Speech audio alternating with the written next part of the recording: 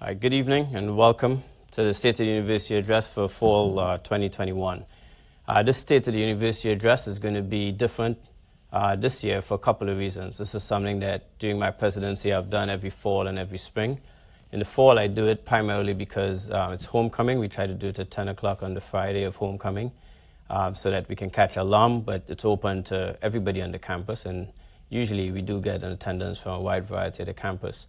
I thought it was appropriate this year to not do it, given the fact that we were having protests taking place, so that this would not serve as a counter-narrative in any way, shape, or form. That certainly was not my intent. The other thing that we're going to do today is that it's going to be a shorter address than usual.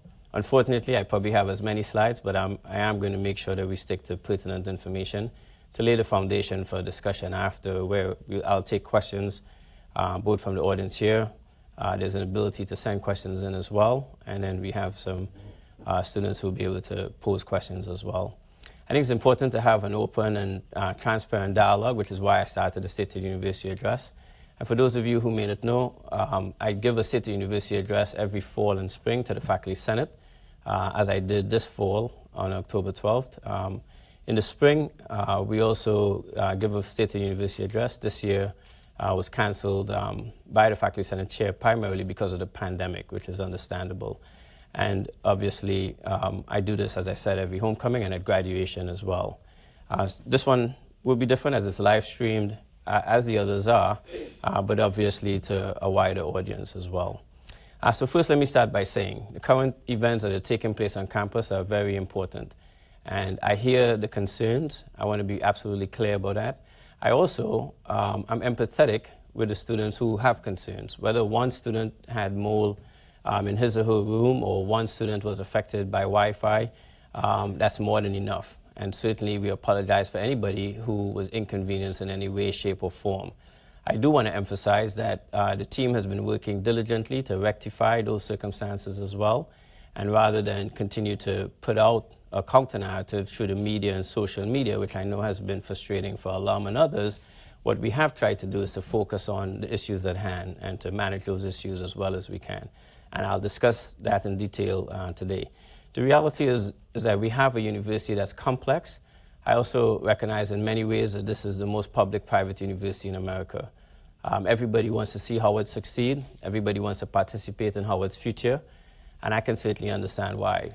However, we have a responsibility as a community who are primarily of the university to make sure that we do the work that has to be done, because while people may join the caravan, while we have difficulty, they will go away soon after, and we will be left to do what has to be done to do that. I'm a triple alum of the university. I have a very deep-seated engagement here. I came here in 1988, and I've been associated with the university since then in one way, shape, or form. So this is extremely important to me in terms of what we do, and I also recognize that I'm not the only steward of the university, and I certainly don't own it. This is everybody's university who participates in the community, whether you're a student, you're a staff, a faculty member, or an alum. And so I have a responsibility as a president to make sure that I'm accountable to you, but I hope we all recognize that we all have an accountability to Howard University as well. And so I'll start by trying to address some of the pertinent issues that I think we all should be have at front of mind today. Today, General Powell's funeral took place, and I do want to start with just a moment of silence to recognize that Board of Trustee members, like him, are important stewards of the university as well. And so if you could join me in just taking a moment of silence in honor and respect for General Powell.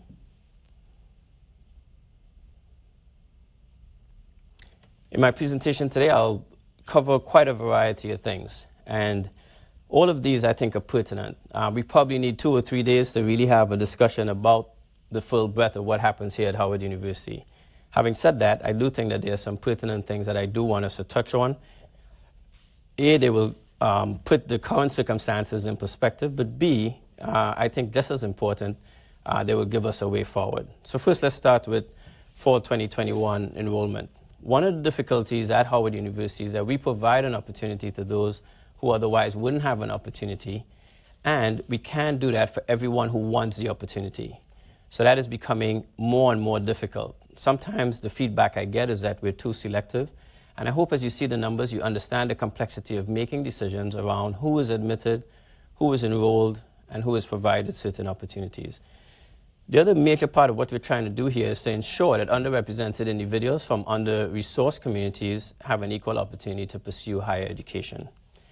And so this year, we had well over 3,030 students in the incoming freshman class. Now, about 199 of those students are actually high school students who either participate in our dual enrollment program, or we partner with an organization that's based in New York, and public high school students in New York now can take an online class in the fall and the spring. And so about 199 of those students are participating in that. The class in the fall is focused on social justice. Last year, or I should say spring of 21, that class was focused on climate change, and it was provided for students in Flint, Michigan public school system. We received about 30,000 applications this year, and as you can see, that's a significant increase, up from 24,000 the prior year. Dr. Du Bois has been calling that the Kamala Harris effect. I would say it's a combination of the vice president's profile, but it's also a combination of the work that we've been doing, the stories that our students tell about their experiences, the stories alum tell, and also the fact that we have data that I think students are looking at very carefully in terms of making decisions. Our four-year graduation rate is 60%. One of the things that I heard recently is, why do I talk and boast about the four-year graduation rate? I talk and boast about it because when I came here in 1988, unbeknownst to me, I wouldn't find this out until I became president. When I got my first degree in 1992, which was my undergraduate degree, my freshman class at Howard had a four-year graduation rate of just about 22%. That means that 1 in every 5 students who entered in my year didn't leave here with a degree. And so when we look at our alum, that also creates a complex community as well, and something that we have to think about, and that's why I focus so much on the graduation rate. It's one thing for us to get students in here, but if we don't get them to graduate, I don't think that that's what we want to be focused on.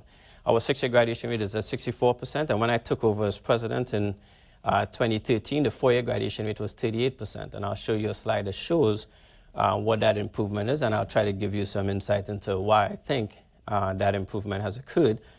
The number one reason, of course, is the quality of students that we've been bringing to the university. So we now have a total enrollment of about 12,144 students. That is the largest enrollment that we've had. The freshman class is also largest. The largest enrollment we've had at the university prior to this was actually my freshman class in 1988, which was about 11,600 students. So this is certainly the largest census that we've had. You can see on this graph here the improvement in the graduation rate from 38% four-year graduation rate. You can also see the retention rate has gone up over time from 83% to 91%. And I want to emphasize it's one thing for us to bring students in, but the next thing that we must do is we must make sure that they're able to matriculate and graduate. And graduating on time is something that I emphasize. So as most seniors tend to find out, I don't think underclassmen pay as much attention, but we give a tuition rebate of 50% of any direct payments you make on tuition to students who graduate on time or early. And that's to give an incentive, again, for people to make sure that they matriculate well. We are focused as well on a 3-year graduation rate. I know that may sound a little bit audacious, but I do want to see the 3-year graduation rate rise to 10%. We have more students who are coming with advanced placement classes. We have several programs in School of Business and College of Arts and Sciences that have now put out 3-year graduation programs so that students can pick classes appropriately to accomplish that. We raised the number of credits you can take from 18 to 21, allowing students to take, on average, if you take on average 20 credits a semester, you can actually graduate in 3 years as well. Why is that important to me? That's important because that can help lower the debt that students leave here with, but it can also get students on to the next aspect of their career quickly. And that I benefited from when I came to Howard. I did 2 years undergrad and then went to med school. Those 2 years of less undergrad tuition was those 2 years were very, very helpful, taking those 2 years out of my matriculation as well. And we're seeing more students who know what they want to do. So we also are creating programs to fulfill that, such as the BA JD program, where students can do 3 years undergrad and then go to the law school. All of these are guided at, one, getting students finished early, but also trying to lower student indebtedness as well. When you look at the incoming class, we have some trends that are sticking. The first of which is that 74% of our students are women, 26% are men. Now, I want to put this in context, because when you look at those numbers, Howard University is a complex environment. We have more women matriculating here at Howard than Spelman has in their college, and we have more males matriculating here than Morehouse has. So while we look at that ratio and we often are criticized because of the percentage of men, the reality is what we're doing here, and this is probably a good time to refer to the Howard man, still is focused on trying to give an opportunity to those who otherwise wouldn't have that opportunity. The top 5 majors are currently biology, political science, psychology, nursing, media journalism, and film.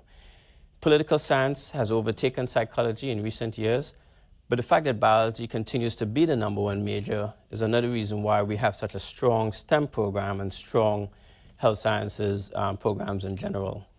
The average high school GPA is about 3.67.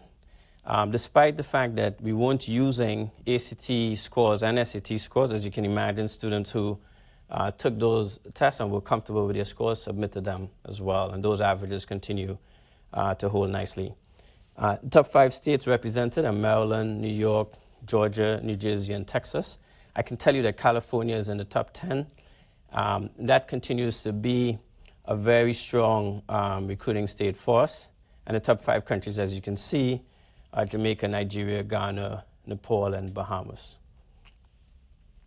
So some of the keys to successful enrollment, and the keys that I think that have been working for us, is strategic recruitment. So we've looked at where students are coming from. You would notice on that top 5 list, you don't have Florida.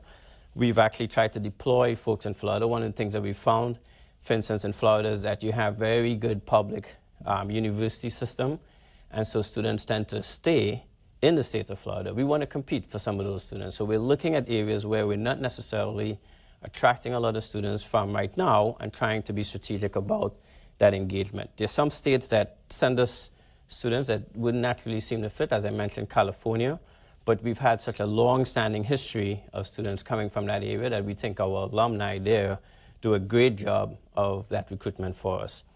And we've increased financial aid support.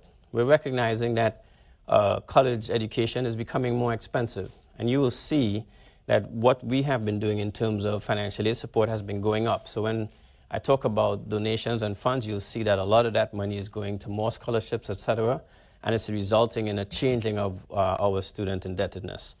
Online course offerings are also one aspect of that. There's students who may be able to afford tuition, but not be able to afford to come and live in what is becoming a more and more expensive city. And so having more online course offerings certainly, I think, has helped with successful enrollment. But a key underlying aspect is higher retention. It's great to bring students in, but we have to continue to make sure that we're providing an opportunity to retain students. And that's extremely important. Like I said, our goal is not to have a large census, it is to have a large graduating class and to get that graduation rate as close to 100% as possible. So in our Howard Forward plan, we've already surpassed our Howard Forward enrollment goal well ahead of schedule. So we now need to recalibrate based on our capacity as to how many students we should have. Now, there's 2 sides to that coin. We want to give as many people an opportunity, but we also have to make sure that we have the facilities and the infrastructure to support those students. This past year in particular, I know there were many alum who were disappointed that their legacy applicants didn't get into Howard, despite the fact that legacy applicants still are getting into Howard at a higher percentage than other applicants. But the reality is that we can't admit and enroll everyone. So we have to make tough decisions, and that naturally is going to make us more selective. Not more elite, but certainly more selective. And we have become one of the most competitive universities while still being accessible and affordable. And I'll show you in terms of pricing where we are in terms of tuition. And that's something that we pride ourselves on, but we also have to look at the economics of how we do that and make sure that we are making prudent decisions around that. We are enrolling a diverse class of students as well from states across the country and countries all over the globe. I think that's one of the great things about Howard, that you can walk across the yard and meet the entire world just walking across the yard, and I think that's important. And that's one of the things about having an in-person experience that we still think is important for students as well. So how do we support students, and what is the philosophy and the keys behind that? You know, Howard University is certainly dedicated to creating opportunities for students and removing the barriers. While we do that, we have to think of what makes us competitive, but also how can we stay affordable, but support all of the infrastructure needs and the other needs that students may need for that environment. So let's first start by looking at tuition. And this is what the average tuition looks like if you look at schools in our ranking on the U.S. News and World Report, and we're now ranked 83. If you look at the schools in that current area around us, in the yellow, you can see that those schools certainly charge more than Howard University does. Howard University is represented here in the red. If you look at DMV, as in the District of Columbia, Maryland, and Virginia, the private institutions in our area, they're represented in the green. Again, you'll see that they charge almost $20,000 more than we do, $15,000 to $20,000. If you look at Morehouse and Spelman, and I say this carefully because I'm sure there's some Morehouse and Spelman grads, they're two colleges, they don't have the grad and professional programs we have, and so that makes the environment different.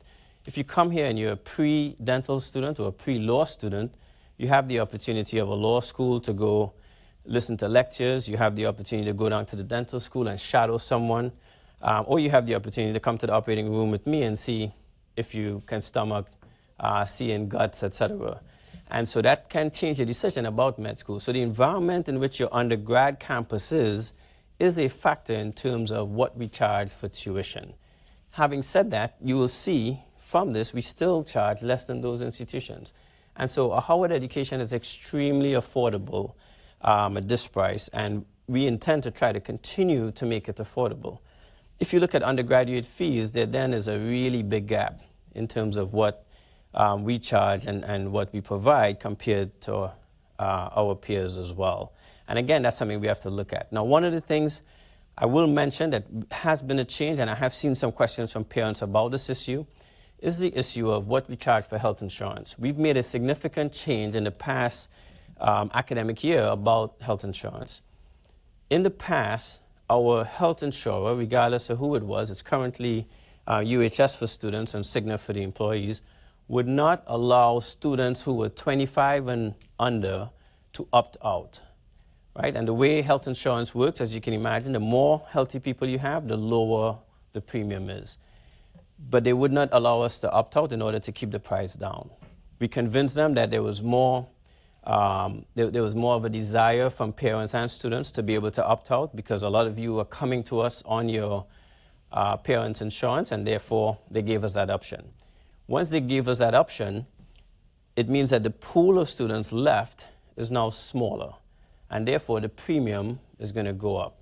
So all of you who are continuing students would have seen a significant rise in the health insurance. And that's something that we're continuing to have a conversation with, but I think the opportunity to opt out means that on average, what your parents are paying for health insurance, seeing that you're covered under their insurance, is actually less by not having to pay Howard University as well on average, recognizing that some of you are still using our insurance, and as a result, that will come with a different type of bill as well. So if you look at where we rank in terms of best value school, we've moved 89 spots over time. We're now number 41 in the country. And as you can imagine, the schools ahead of us are a lot of state schools that get a different kind of support and have a different type of tuition base. But for a private institution, this move has been significant. Despite that, 44% of the incoming fall 2021 class was eligible for Pell Grants. And let me put that in perspective. If you look at private institutions in the DMV, their range of Pell Grant students ranges from about 12% to 19%. So that means that they have a larger number of paying customers. One of the recent discussions someone was having is the fact that GW, for instance, has housing for juniors. That Foggy Bottom area is extremely expensive, and those students are able to pay cash. So while they provide housing, if you look at the pricing of the housing, it is very high. Many of you, look at apartments around here, and that pricing is starting to go up as well as the neighborhood gentrifies. So I think, again, we have to put that in perspective in terms of when you add in the overall cost of education, whether it's tuition and room and board, you put everything together, it can become pretty expensive pretty quickly. Medical school applications this past year was 7,500. We had almost a 40% increase. I think a lot of that had to do with the pandemic, and we really were out in the public talking about the fact that we provide a pipeline. We've graduated more African-American physicians than any other single institution in America. We send more African-American students from undergrad to med school than any other institution in the country as well. Now, despite that, we enrolled 125 medical students this past fall, 79 of whom Howard was the only school they got into. So when we talk about selectivity, I also want to be clear that while we are attracting more students, we are making an effort to give students who otherwise wouldn't have an opportunity to go to med school, for instance, anywhere else. Now, when I applied to med school, I was part of the BSMD program. I could have still applied to other med schools who did not require an undergraduate degree, but required you to have completed a certain number of credits. I didn't, because I couldn't afford to travel anywhere to go interview. Had no interest in even going across town to look. So I was one of those medical students where this was the only medical school I applied to and therefore attended. The students who are coming to us have applied to medical schools all over the country. Didn't get an interview, got an interview at Howard, but because we have a secondary application that looks to see, are they from an underserved area? Are they going to serve an underserved population? We decided to give them that opportunity. So despite that selectivity, I want to be very, very clear that I still think we are providing an opportunity for a really broad base of students, and that's important to us. Law school, similarly, had 2,600 applications. That's a 63.2% increase. Now, I joke with VP Harris that while everybody knows that she went to Howard, I think people sometimes confuse that and think she went to Howard for undergrad and law school. She didn't. She just went here for undergrad. And so she may have had an impact on this increase as well, but we'll take it. We enrolled 169 law students this fall. Again, that's an increase in class. Dean Holly Walker and her faculty and staff have done an incredible job there. When I first hired her, that incoming law school class, I believe, was down to about 130 and has steadily increased through their recruitment efforts. And we are in an environment where there's some question about the value of a law education, and the fact that she and Dean Holly Walker and her faculty and staff are attracting students at this rate, I think is great as well. Now, the pandemic certainly heightened student needs. There's several things that happened last year that I must point out. One, obviously, was financial insecurity. With the economy shutting down so rapidly, people losing their jobs, food insecurity. So we made a very tough decision, and that was to keep our food pantry open the entire time during the pandemic. We alerted students and families in the DMV area who may have wanted to access. And I remind you, while we're still getting around today and we're using masks and so on safely, back in March of 2020, if you think back, we were really inside. It was difficult to move around. There were curfews all around the place. And so keeping the food pantry open we felt was a very important aspect of what we did. We had housing insecurity as well. So last year, we actually housed students despite the fact that we had an active pandemic taking place and our residence halls were closed down. We opened access for students who basically said to us they had nowhere to go. We also housed some students at an off-campus location as well, at the expense of the university as well. So our interest in taking care of students with housing insecurity is extremely high, and I think we demonstrated that in the pandemic, and we've continued to do that. Physical and mental health challenges was another thing that we recognized. So we increased our counseling service offerings, recognizing that the laws are very prohibitive in terms of practicing that type of art across boundaries. The US government did open that up to allow for that to be done, and so we expanded our services and we were able to continue to provide help to our students around mental health challenges. We also offered testing on campus during that period of time, and once the vaccine became available, we tried to offer the vaccine widely to people in our community. Access to technology was another issue as well. So we secured several types of hotspots and Wi-Fi devices to distribute to our students as well, through some generous donations as well, I may add.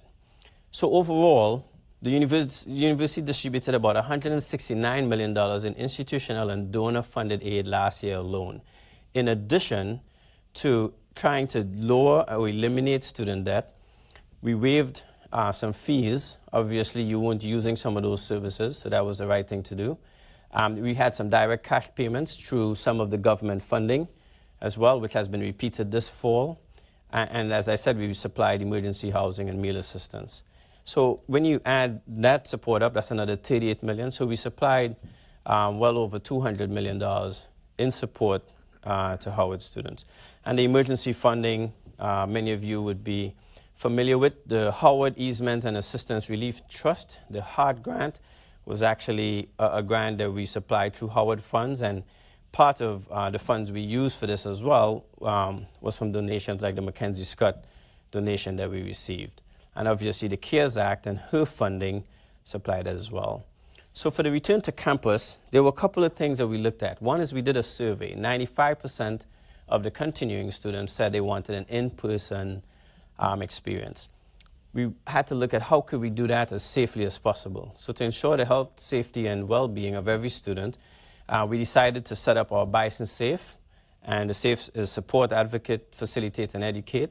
The goal was to make sure we had robust testing. We got a generous grant from Thermo Fisher to actually stand up a regional hub lab, and we actually do testing for some regional HBCUs as well. They send their samples to us, and they have access via the computer system to look at what those results look like.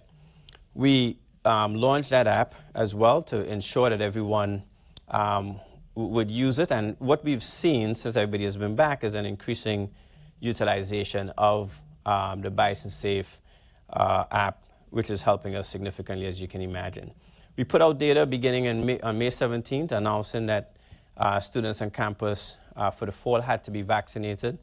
We think this was important to keep everybody safe. I know that there's a lot of discussion about mandating vaccines in the country, but again, as someone with significant vulnerabilities, I think students coming to Howard, the only way that we can ensure a safe environment was to have that mandatory.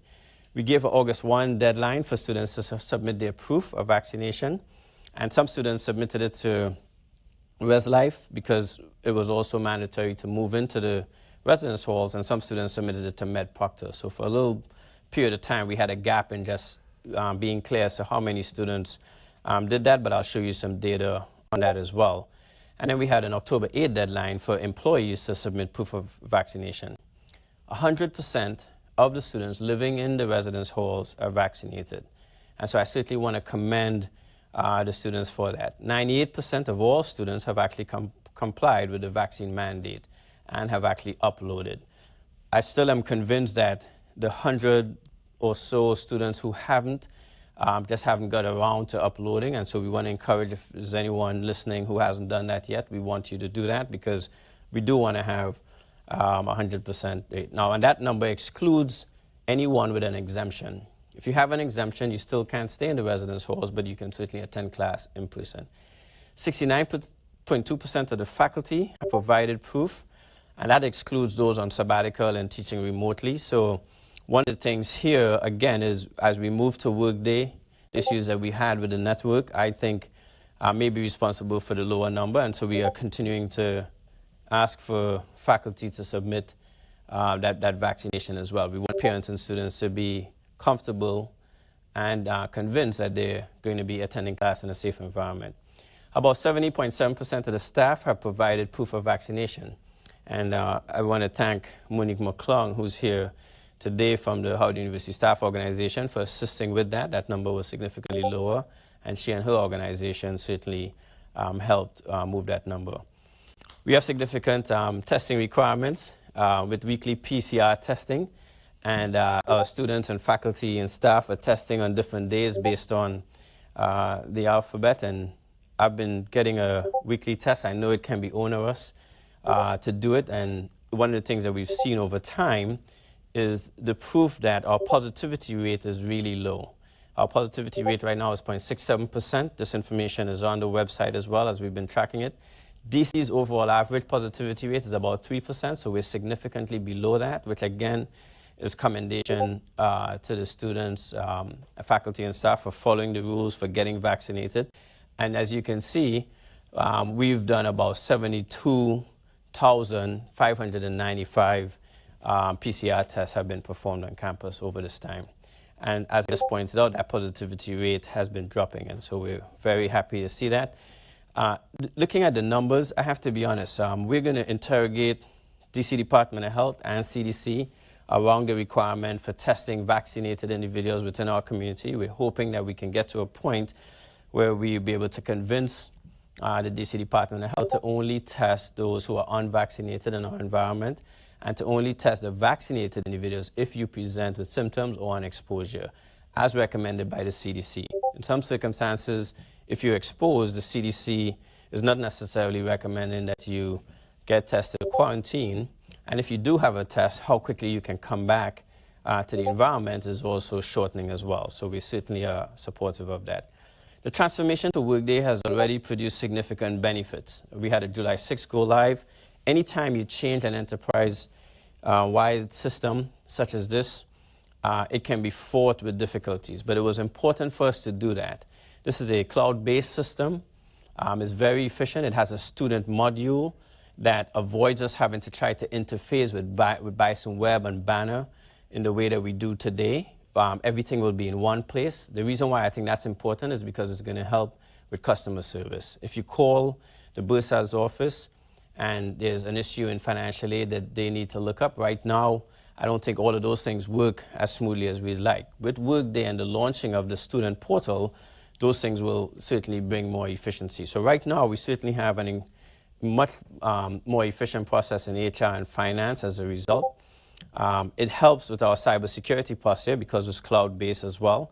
And it certainly can help with increasing audit controls as well. So we certainly are excited about this. The Workday student, we've already agreed with Workday to bring this on. It's a 2-year project to bring it on completely, and it will take time to launch that, but that's the road that we're on. Our student housing, I think, especially given all of the discussion around this, I want to take some time here to make sure that we cover this in detail. The goal here, obviously, is to provide a best-in-class dormitory experience at Howard for all our students. We need to ensure that living accommodations in the residence halls are healthy and safe. That has to be an uncompromising position that we must take. We have to establish an effective system for problems to be reported and addressed expeditiously as well. And with our housing partners, this is an area that I will admit I think we need to work on and we need to improve.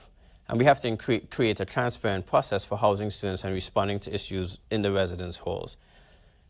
During the fall semester thus far, we've had reports of mold in about 41 of our 2,700 rooms. If this happens once, as I said before, it's not acceptable. The reality is, not having anybody occupying the residence halls for a year, as with hotels, etc., the chance of having mold appear is heightened. We had a long, wet, hot summer, and that has extended into the fall. And so these are issues that we have to mitigate. So we need better performance of preventative maintenance, certainly. And we've had some water damage, some due to accidental human error. The issue in Towers East occurred because a student hung something on the sprinkler system and it went off. I actually lived in a room in the West Towers, room 804, when I was in medical school, and we set the sprinkler off for a different reason. We were roughhousing and playing soccer in the room, and the ball hit the sprinkler. That was torturous because we were on the 8th floor, and it soaked all the way down to the 1st floor. So I've been there. I've been that student to cause that. I've been that student to have that tough conversation about the damage that it caused. And I've also been that student that received the grace that I didn't have to pay for any of the damage. So I certainly understand that accidents do happen. We have to still respond quickly to that and make sure that we can get those things in order, get those rooms fixed quickly. And we certainly have to improve the communication, I think, when those things happen so that people are clear as to why there's damage and what's happening. So what exactly is our situation with what we have in terms of housing? Over the past 5 years, 7 of the 8 dorms have either been renovated or newly built. So we have, I think, significantly improved physical structure. Where I think we're lacking and we have to do more is in preventative maintenance. So avoiding trouble when issues do occur, responding to them quickly so that many residents are not inconvenienced for any length of time. And I certainly take full responsibility for that. I think that's one of the areas that we've fallen short on and one of the areas that we certainly intend to improve. While we have housing partners that are responsible for this, ultimately they're housing Howard students. And so we don't just simply pass that on to them. While we have a contract, we are always going to be riding herd with them to make sure that they're doing what we expect them to do. So we now have some 5,714 beds available in our inventory with a 94% occupancy rate. So I want to be absolutely clear. We have 6% of our beds that are vacant. So that's about 200 plus beds. If there's anyone that does not have housing or has housing insecurity, we are prepared to house those students. We have the capacity to do so and we intend to do so. But those students have to identify themselves. Dr. Evers interacted with a student earlier this year who was living in a car and offered that student housing. And that's something that is not going to be the exception to the rule. As I said last year, even in the pandemic, with all the residence halls closed, we opened the access and we housed students who were in the access. And that's something that we intend to continue to do. If you look at the 41 reported cases of suspected fungal growth, that represents about a little less than 1%. As I said, if it happens in one room, it's a concern. 100% of those students who have rooms that were impacted have the opportunity to be relocated. I know when students are in a certain hall, you develop an affinity for folks around you. Moving your room is not exactly something you want to do. Some students bring a little bit more than others, and so moving everything to another room is also inconvenient. So some students choose to move temporarily until the room is remediated and move back, and we certainly will accommodate that as well. Currently, these are the things that we've been undertaking to ensure what's taking place and to amplify our response around this maintenance of care. We've had air sampling testing being done. We've been documenting that. We've been doing visual inspections as well. We've set up a HU Cares triage. Some of our maintenance activity includes more aggressive cleaning. And so when the protest began, what we did was I wanted everybody on my team to be clear about what was taking place in the residence halls. I wanted to be absolutely sure that we had a sense of how widespread the problem was and what the problem looked like.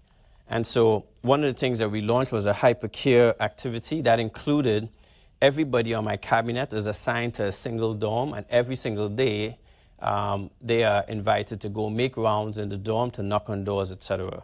I know some of you are getting tired of seeing them and asking them not to come back to your room, and we certainly are going to not have them bother you. But the goal is not to harass anyone. The goal is to just try to make sure that we're seeing problems early, and if there are any gaps that our housing partners are leaving, we want to make sure that we're filling those gaps as quickly as we can. We also brought in multiple vendors to check systems and to double check and triple check to make sure that there's nothing that is either causing any type of fungal growth outbreak or any other issue that might be causing any issue around bursting pipes or anything like that.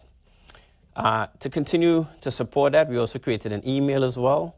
I get a copy of every email that goes to HU Cares as well so that I can get a sense of what's occurring. Our cabinet members all get a copy as well, and those who are assigned to that particular dorm are the ones responsible for also responding, in addition to the primary housing partner team being able to access the information as well. So this is something that is an amplified response. I want to be clear. This is not something that we expect to have to do on a continual basis. We're able to see certain things that we could give our housing partners feedback about, and to make sure that there's no gap in the services that we're supplying. This is an aging campus. There's no doubt about this. Some of the classrooms you sit in look exactly like the classrooms I sat in 1988. So that's not lost on me at all. what we have tried to do and what I'll try to explain here is that we started off with trying to repair and to renovate and enhance the residents' living and then move in on the academic building. So as I said, 7 of the 8 residence halls were renovated. And then what we then did was move into, so we started with Douglas, Undergrad Library, Blackburn. And what you'll see in this presentation in these next few slides is what we intend to do with the other buildings. Now, it's difficult when you're here for 3 or 4 years because all of this is not going to be done in that time period. But over time, it will occur, and it has been occurring. So folks who left here 4 years ago could come back and tell you that the towers looks different, the quad looks different, College Hall North and South wasn't there. There are other folks who've never had the library, the undergrad library access, and so that's new. And so those are the types of things we'll be doing. So let me review some of these. First, I'll start with housing. This is on Sherman Avenue, so it's right up from the towers. And that lot, those lots there next to the trellis belong to Howard. Our intent is to put up apartment-style buildings there. This, by the way, is our campus master plan, which was released last April. And I recognize that this is not fun reading for students and others alike, but the reality is these are the things that we put out in terms of what our plans are, et cetera. So the goal here is to put some apartment-style residences. Right now, if somebody comes with a family, we don't have housing here on campus really to provide for them. If somebody has kids, you know, a spouse, et cetera. And this would help with that. It would also help with, you know, other needs that others may have. The Wonder Plaza site that you walk by all the time that houses Negril and Subway, Chipotle, et cetera. We're going to continue retail on that first floor, but we have an RFP out to, again, put residences up above that will provide housing. We intend to put wellness and student support functions in there, including a wellness center with some recreation. And we're looking at a potential university club as well for faculty. The Center for Arts and Communications for the new Chadwick A. Boseman College of Fine Arts, as well as the Cathy Hughes School of Communications. One of the things that I spoke to Chadwick Boseman a lot, and our new dean there, Dean Rashad, is about the collaboration that should be taking place between those two schools. That Childers Hall is an older building, is going to be designated a historical site, so that facade has to stay. I know that when we put up a new building, people are going to ask why we left that there, and that's it's an African-American architect from back in the day who built that building, and so it's going to get a historic designation. So that's not something that we can knock down. That facade will stay there, and behind that, we'll build the Arts and Communications Center. We intend to build a health sciences complex as well. I think this is important for us to put up as we build the new hospital in that C.B. Powell building, which is now vacated and was the old Freedman's Hospital. We'll put the health sciences complex in there and also a new STEM complex. The buildings that are of concern include physics, chemistry, biology, and engineering. And we have to look for an opportunity to move those buildings into modern facilities as well. The new hospital will be where the former Nursing and Allied Health School was. And just to be clear, the health sciences complex would include new facilities for nursing, allied health, pharmacy, dentistry, and the med school as well. The athletics is an issue that we have to look at. Right now, we share, everybody does everything in there, both intramural and varsity, and that's something that obviously we have to change. We need to decamp Bird Gymnasium to some extent and try to move some of that activity outside of that building and to change what's taking place in there as well. We're looking at a Howard University Union that would have a wellness and fitness center, and that will go where the current middle school is as we try to move the middle school and the School of Education into the minor building, which is the building, if you're facing the A building, the building to the right. The power plant was an issue a few years ago. You can see in the bottom right-hand corner what the power plant is beginning to look like. This project, again, is a multi-year project. And again, that was an older facility that was at risk. And we obviously had to blow up as a result of that. This is Green Stadium. I'll point out, despite some of the renovations and even the new box, we have a new track, but the reality is that that track is only 6 lanes wide. So we can't host meets at Green Stadium. And given the athletes we're recruiting, that's something that we have to look at. There's nowhere to expand that track, so we have to start looking at a new site to house our athletics facilities. Obviously, Blackburn Center is undergoing renovation. One of the things that I want to point out, because I've seen pictures online about unfinished spaces in there, and just to be clear, the first floor and the ground floor where the cafeteria were, our intent was always to open that first. Everybody across the world has had supply chain issues, so the flooring, for instance, for upstairs is something that came in late. The lighting came in late. All summer, I was going in there, and those workers were giving me updates on that. The basement, we intend to replace the bowling alley completely and the recreation facility down there as well. So I just want to be clear that there are spaces in here that aren't completely finished, and obviously that work has come to a halt, but because of supply chain, these projects are going to take a little longer to complete. This is a small but important thing. I've been on this campus since 1988. I've never seen this fountain working. It's a small thing, but we're trying to pay attention to all the details around campus in terms of not just the aesthetics, but why some of these things were there. I never even realized that there were flower pots down there as well, as you can see above the fountain. So we're trying to take a very close look at just about every single thing that we can look at. The quad obviously has gotten a lot of attention.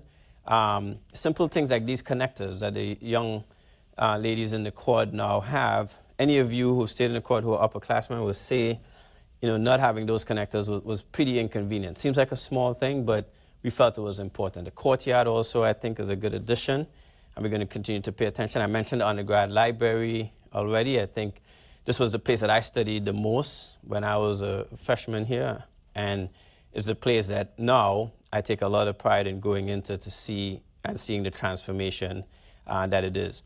Frederick Douglass Hall as well was affected by the steam plant, but was well overdue for renovation. And I think that those classroom spaces are really improving.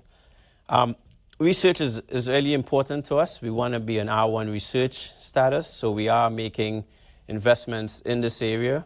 I'm proud to say that we had a new record in terms of grant and contracts, so I want to congratulate the faculty in particular who do this work to get there. And I do think that we're well on our way to getting there. I think more undergraduate students are being exposed to research, and our graduate programs are going to be able to expand as well because of the partnerships. And the student outcomes are important. It's one thing for you to matriculate. We have to look at professional development. Can you get into the types of jobs and the arenas you want? So it's very important that the quality of the education you get is a high quality and that the opportunities that you have are high. So recruiting donors to the university to support that is important. We started with a GRACE grant program many years ago. This was an unfunded mandate. I went to the board with a theory that if we supplied a GRACE grant that filled the gap for students with an expected family contribution of 0, we could improve the graduation rate. And sure enough, that graduation rate went up to 90-something% for those students. And if you look anywhere across the country, expected family contribution is 0, with that high graduation rate is unheard of. So I'm very thankful for the Browns, who are alum, who've given us a $5 million gift. Our goal is to close on $100 million. We have a pledge that our team is working on for $10 million and another pledge for 20 that we will close on before the end of the year. That second would probably be a matching amount. So we're well on our way to raising that $100 million to support students. The Chadwick A. Bozeman Scholarship as well is important from Netflix, $5.4 million endowed scholarship. One of the things that I have heard from students, well, that's only 4 students. The reality is this will exist in perpetuity. So our goal is to raise funds like this. It won't cover every student initially, but the more we do this, we will get to a point where the majority of students who are attending can get support. And there are several other programs like that, as you can imagine. I do want to just touch, as start to close here, on a couple of things. We have many new centers with, I think, the right types of focus on a campus like ours. You saw how many students are females, and having a center for women, gender, and global leadership was long overdue, as an example. And so we're very grateful for the support of one of our trustees to do that. The Marriott Sorensen Center is the largest, this is the largest donation to the School of Business. Again, hospitality is an area we had been involved in. We want to get back there. A lot of the focus here is on the leadership in hospitality, just to be clear.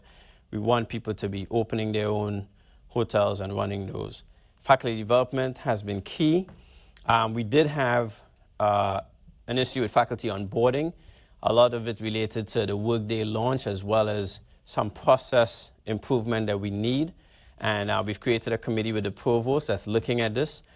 I myself am seeing a significant change as we approach the spring already, with people putting in activities. I'm very proud of what the faculty are doing based on the faculty development support. A significant number of these faculty members have gone on to get tenure, and we're very proud of that. And so as I close, I want to mention why are we raising funds? We're raising funds to support primarily students' ability to attend the university, and then two, to support faculty and other educational activities. And we had a banner year last year. We raised about $170 million. When I started, we were raising about 3 to 8 million the year prior to my starting, so we're at about 20x. The first quarter, we've been had a very strong first quarter as well, and so we intend to continue that. The key is to raise more funds, to have a significant endowment that can then support the activity that we wanted to support. While everybody makes makes a big deal about the large gifts, and yes, we've had the $40 million McKinsey gift, the $20 million from the Marriott, we've had a $36 million gift from Bloomberg. The reality is that our alum also gave in record amounts last year as well, a total of $9 million from about 8,365 alum, with a 36% increase in total gifts received. So for that, we're very, very happy. I've seen a question about what we've done with the McKinsey gift. We put it into 5 categories. Put into Grace Grant Endowment. We're going to announce an endowed chair shortly from that as well. We have a social innovation and entrepreneurship plan that we're supporting through an endowment there, and we put it into faculty development. We had to retain some faculty by offering larger salaries, and that money came out of there, and ongoing campus infrastructure projects. And so the finances are important. Our endowment, as I've heard from many of you, is the largest among the HBCUs. We have about $804 million in the endowment. Overall, for all the investments we have, is about $900 million. But to put that in perspective, Harvard's endowment was about $42 million, and this year they had a banner year, and it's now $53 billion. I said 42 million, I misspoke. 42 billion, and it's now 53 billion. Again, just to put that in perspective, if they take 5% of their endowment every year, in perpetuity, they can give Howard enough money to run the entire school.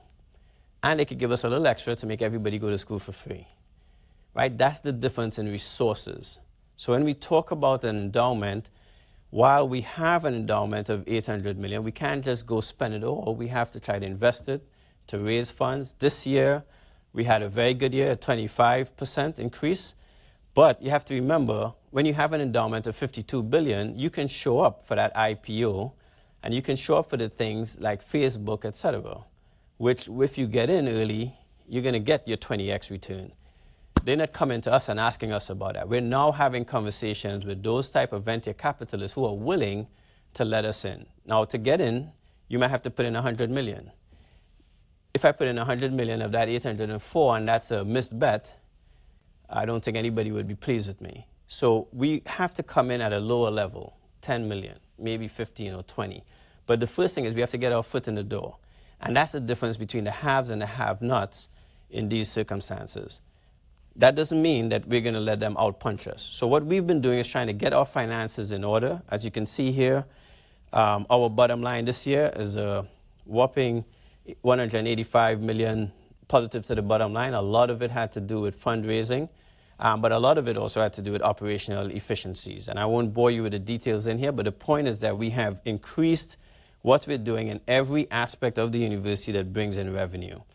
We have to control expenses as best we can. The one area that our expenses are going to increase and balloon is going to be in salaries.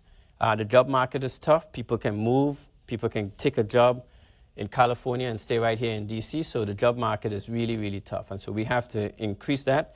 The issue of faculty salaries is a very pertinent one. We're going to add $14 million to the wage bill for faculty beginning in January as well, so that we could keep them. Hospital operating revenue and expenses has also been significantly improved, and so we expect to continue to improve and grow our enrollment steadily, and increase our online program revenue growth as well with several things that we're doing. But we have to use our new ERP system, Workday, for more efficiency, and we certainly want to continue to grow in contributions and grants. I'm going to stop here. As I close, I just want to say a couple of things. Obviously, this is a difficult time for the university. There's no doubt about that. And I recognize and I hear and I certainly apologize for anybody who has taken umbrage to what we attempt to put out. I'm happy to answer questions. I know I'll get lots of questions about some of these things, but I want to be absolutely clear about my commitment to make sure that we're continuing to build a university that can stand its own today and in the future. That is a process. It is a process that takes time. It is a process that requires all of us to participate. Part of the students' participation is feedback. Part of my participation is a listening ear.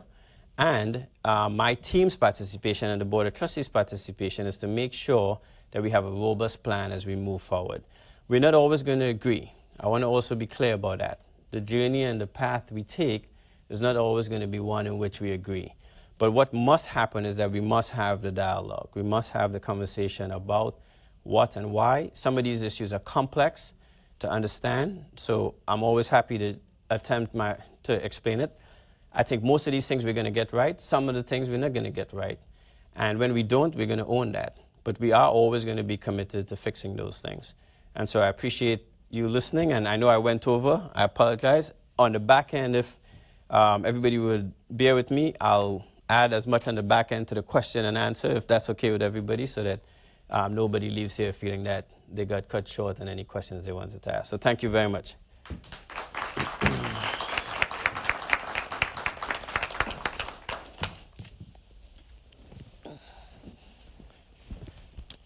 So who has the responsibility for the first question here? No pressure. Okay. All right, well, hello, good evening. I'm Tammy Jones, senior biology major, chemistry minor from New Jersey. And like we can all agree, history is made every single day at Howard University, and a lot of history has been made this semester. And amongst the protests, amongst the time us, the students have spent in Blackburn, the strong question that everyone has is, why haven't you met with the students in Blackburn, and will you meet with the students in Blackburn? Yeah, so actually I met with the students in Blackburn. I met with the student leader. The protest started on October 12th. I met with them on October 14th and had a conversation. I think the issue that quickly rose to the top of the discussion was about immunity. My advice to the student at that time was that they needed to get a lawyer in order to engage with our general counsel. As you can imagine, that's a legal document that is written up by lawyers, and that's not my forte. Plus, I don't think if I have my general counsel interact with students without representation, I think that would be unethical. So I suggested to them that they get a lawyer. This was on October 14th. The next time I heard from them was on October 24th, that they had a lawyer and they wanted to meet on the 25th. And ever since then, the university's lawyer has been engaged with their lawyer. I've also made overtures as recently as last night about being willing to sit down and have a conversation with them. And so I don't have any apprehension about having a conversation with them, which is why I met with them early on. The takeover of the Blackburn was at the tail end of smaller protests. My team actually engaged with the students during that period of time. And I'm probably going to do something and say something that I probably shouldn't, but for the sake of full transparency, my team was having chat and choose with those students a couple of weeks prior. I didn't participate because I was hospitalized with pneumonia in the ICU for a week. I didn't come out and talk about that before because I'm not about making excuses. The first day I could show up to meet with them, that's when I met with them. Yeah, Yes, thank you. So you mentioned something about immunity. So how does the process of immunity happen? It's my understanding that students are asking for legal immunity as well as academic immunity. Yeah, that's a great conversation. So let's talk about legal immunity first. Legal immunity means that what we're saying to the students is we're not going to take any action against students, right, legally. That has to be within confines, right? That building had a multi-million-dollar renovation. Let's say there's significant vandalism to the building. That's something that we need to negotiate. What's the extent of that? And the reason why I think that's important in this particular circumstance, and I've tried to say this in my letters and probably haven't articulated it as well as I probably should, is that there are also people who are not Howard students in the building. I can't give those students legal immunity, right? I mean, give those non-students legal immunity, right? If somebody from George Mason is in my building and they break something or they do something, I can't do that. The second thing is, let's say a student or somebody around the building says that they were assaulted in some way, shape, or form during that occupation. That's a criminal act. I don't have jurisdiction over saying that's legal immunity. So part of why the lawyers have to get involved is that they have to decide what the definition of that is. So that's one aspect. Academic immunity, I'm not sure what that is in terms of definition. And let me tell you why. The one thing that I've learned as a provost and in this role is that I don't get to tell the faculty what to do, period. I don't change their grades.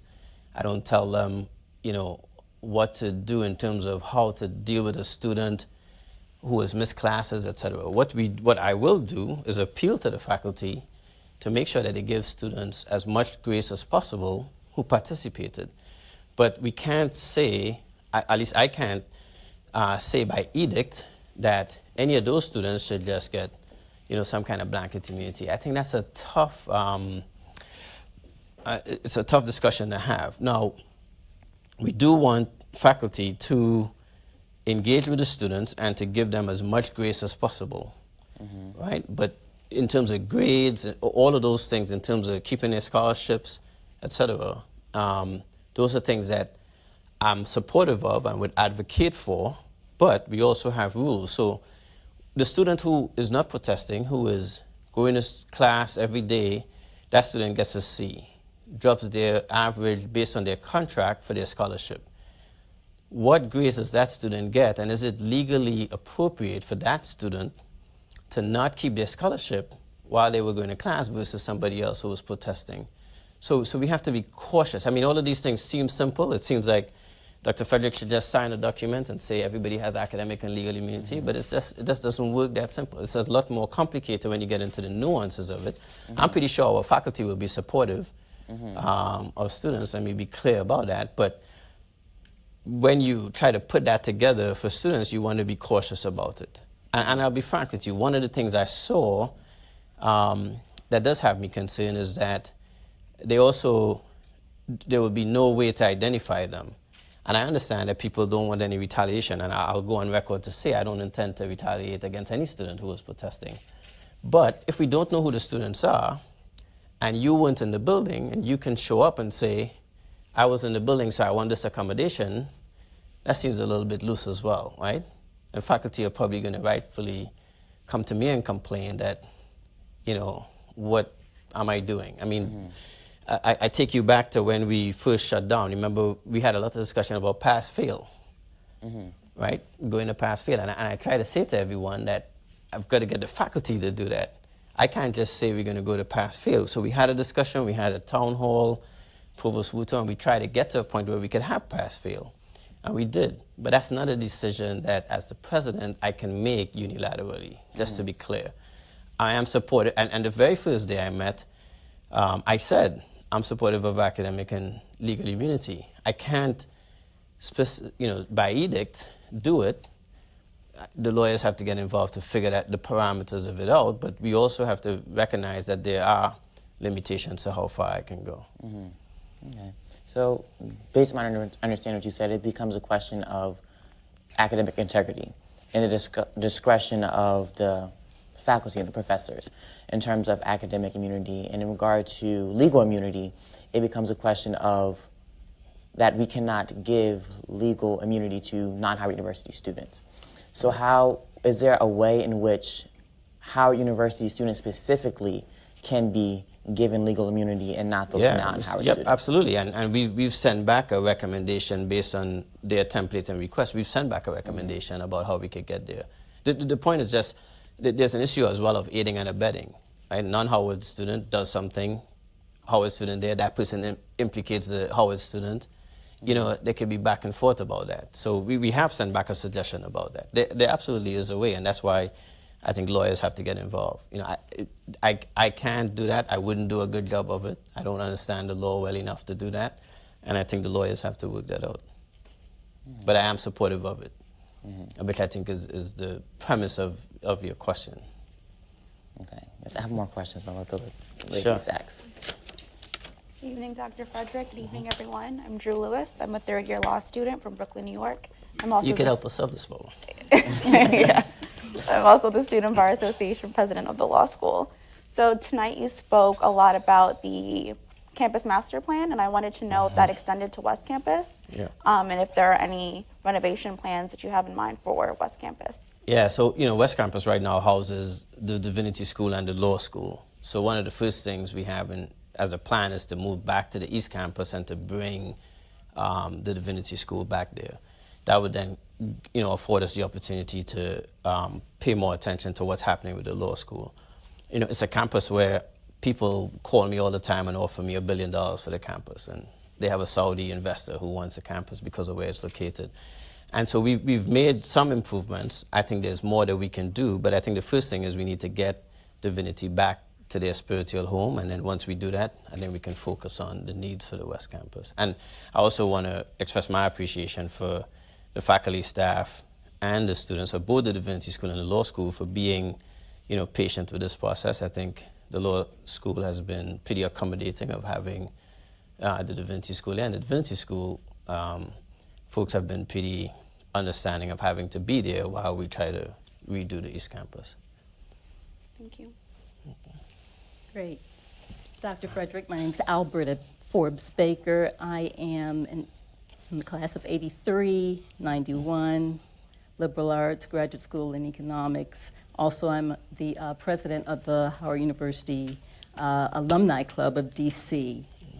Thank you so much for this opportunity to have this dialogue. My question, or at least one of my first questions, kind of going back to the housing situation. You've already kind of spoke to how the dorms, especially the quad, with it kind of the mold and how we believe that situation evolved. Prior to students coming back in the summer after the dorms had sat for the period of time that it did, what's that process like in terms of, I mean, was there just a sample of rooms that were inspected, or what is that process? Yeah, that's a great question. So we do something called summer readiness every summer to get the entire campus ready. And that involves a very extensive process. It involves us inspecting all of the rooms across campus in every building, academic buildings, et cetera, looking at the heating system, the cooling system. In some cases where we have still have blackboards, we're looking at whiteboards, we're trying to change those out if we need to. We also launched several projects. So there's some schools that may need a new HVAC system, or some schools may need new windows. So it's a very extensive process. In the residence halls, it does involve inspecting every single room. As a matter of fact, I myself walked every one of the residence halls myself, and in particular the quad, because when I first went in there, and I have to admit, I never had been in there as a student. Obviously, it's a freshman women's dorm. There's no reason for me to be in there, and I had never been in there. But when I first walked it, I was surprised at, you know, the age of it, the way the rooms were configured, the fact that the courtyard wasn't set up for use. And so it did become, I would say, a bit of a pet project. So I went in there myself often, and I saw several people in rooms, et cetera. The thing is, in a room that's sitting, you may see mold. But as you start moving people in and we're using the cooling system, if the humidity isn't right, all of those things if you have standing water for whatever reason, people, somebody may take off something wet. All of those things could contribute to it. So the wear and tear that occurs is hard to replicate in a building that's empty. So when we do summer readiness, we do check things like the temperature. We do several other things to try to make sure that the buildings are sturdy and ready. But the true test is always going to be, when people move in. And with that risk is if they move in and there's a problem, then you've got to deal with it. Even something like the pipes, right? Everybody having a pipe on at the same time is a very different simulation to other things. We have laundry, so washing, clothes and stuff like that. The showers, do you end up with standing water or not? Somebody has to really take a shower. You've got to get, stuff going into the drain, and does it drain well? The sewage, all of those things. It's tough, I think, to replicate that. But we have a very extensive summer readiness program that we apply to the entire campus, including the residence halls. So with you being a son of Howard, and that you noted that you lived in the dorms, I lived in Crandall, Park Square.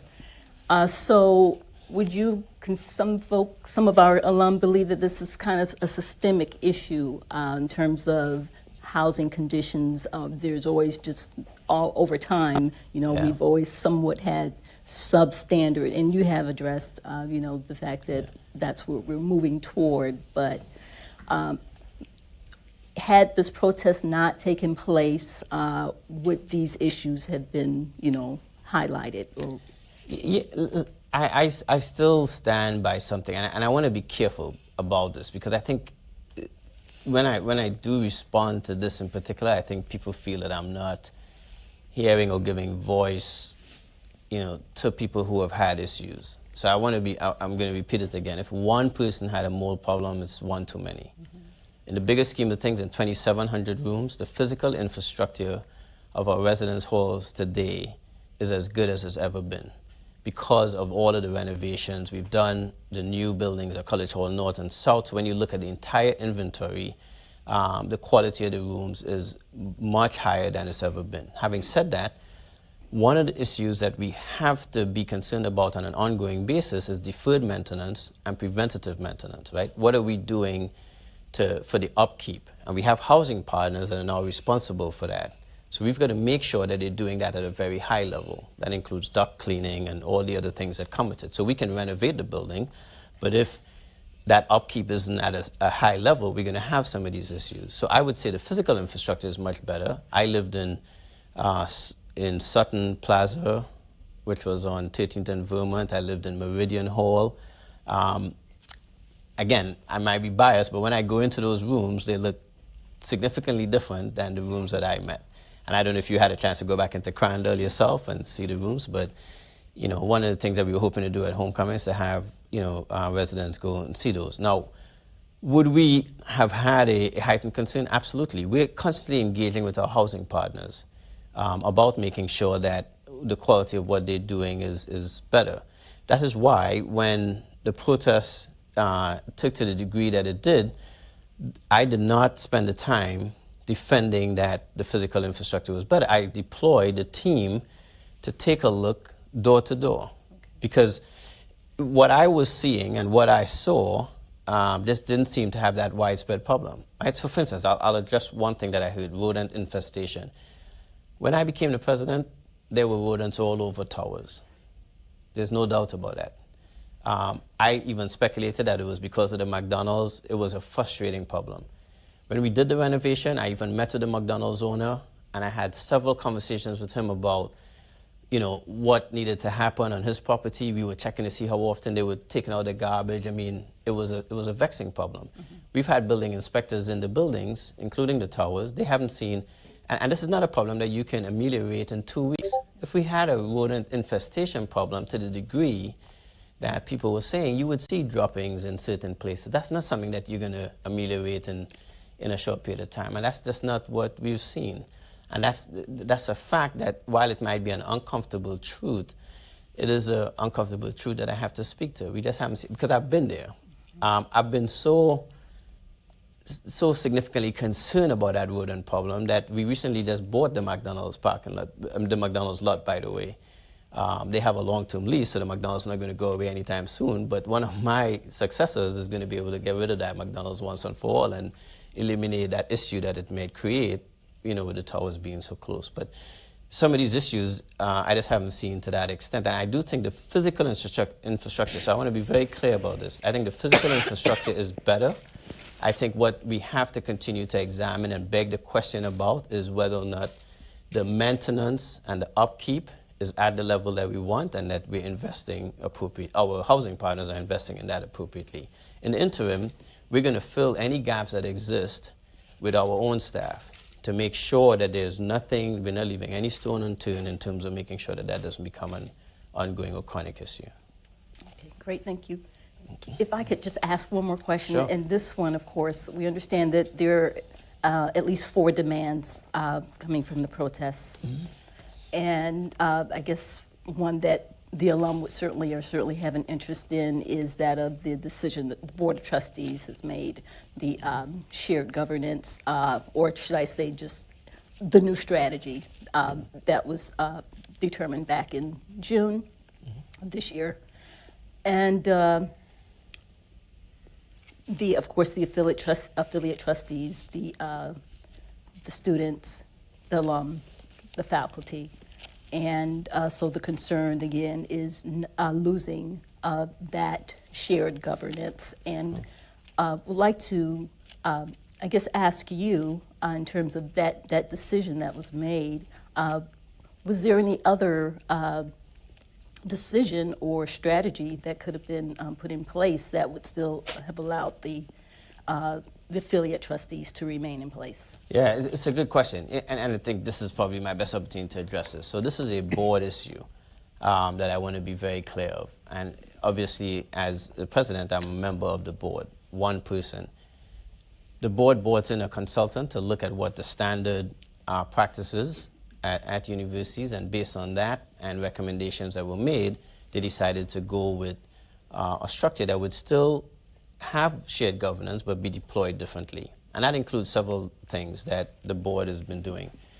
So one is we had meetings of the Student Life Committee this week. The student representative from the HUSA president and the Graduate Student Assembly president both participated in that meeting. They have a vote in that committee. They were pretty vocal and direct about what they think was taking place, et cetera.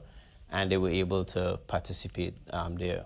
The faculty senate chair was invited to the Academic Excellence Committee, understanding that he also has to sign an NDA. He feels strongly about the faculty representative being through the prior mechanism, so he chose not to participate. Mm-hmm. And the Alumni Association president, the HUAA president, participated in the Development and Alumni Relations Committee. I think that those who participated, that was effective. So that's one mechanism. The second mechanism is that we're going to revamp the board of visitors for every school and college. And what that will involve is student representation on those committees as well as faculty representation. So that at the level of the school and college, we have an opportunity. The board of visitors will also serve as a good proving ground for members that we probably want to bring to the board of trustees as well. As an opportunity there. I think, again, that's a good mechanism. There'll be listening sessions by the board for different members of the community to participate in. We have a leadership academy that we started through the Office of Faculty Development, where we have a cheerleadership academy, et cetera. We're going to now expand that to students and alum to provide opportunities where they can engage with the board of trustee members and participate in what that governance looks like. I mean, it's a difference, it's a different mechanism, it's a different look to the future. And so my advice to us as a community is that we give it an opportunity so that we have a sense of what that looks like to make sure that everyone has a voice and can participate. How you express that voice and where you apply it, is different. I think one of the difficulties with the prior mechanism that we had is that you, as an elected person, do you come to that fiduciary responsibility of the larger body of the board as a union rep or looking at the fiduciary responsibility? So what do I mean by that? I'll give you a very practical example. I have a responsibility that if I think the Department of Surgery at Howard needs to be abolished for financial reasons, risk reasons, etc., I have a responsibility to come into the board meeting and to say to the board, I think that we should do away with the Department of Surgery, despite the fact that that's my home faculty membership, despite the fact that after I do that, I'm probably going to have to resign and go get a job elsewhere. I have to be able to do that. I think it is difficult for others who are elected and feel they have a membership constituency to come and do that. I think it's very different in terms of what happened, what I saw happen this week. We had members, we had students who were very direct about their feelings about the protests and what they feel we should do, very critical of the administration, which I welcome. And the Alumni Association president, I think, had an opportunity to express the voice of his constituency. I think and I sit on, a few boards as well, public and private, and it's a tough place to be in. You want to come and represent your ideas and for the most part, the perspective that you have in terms of your experience, but you have to do that with the fiduciary responsibility, for, I think as the foremost thing that you're thinking about. And I think this is a tough conversation for us to have as a community, and like everything else that we do as a community, I think we have to have that back and forth. I think it would be great if people gave the board an opportunity to see how it works and also to give feedback. And I know the Howard community has never been shy about giving feedback, but I also think, giving the board an opportunity to show, what they intend, it's an opportunity. Great, thank you.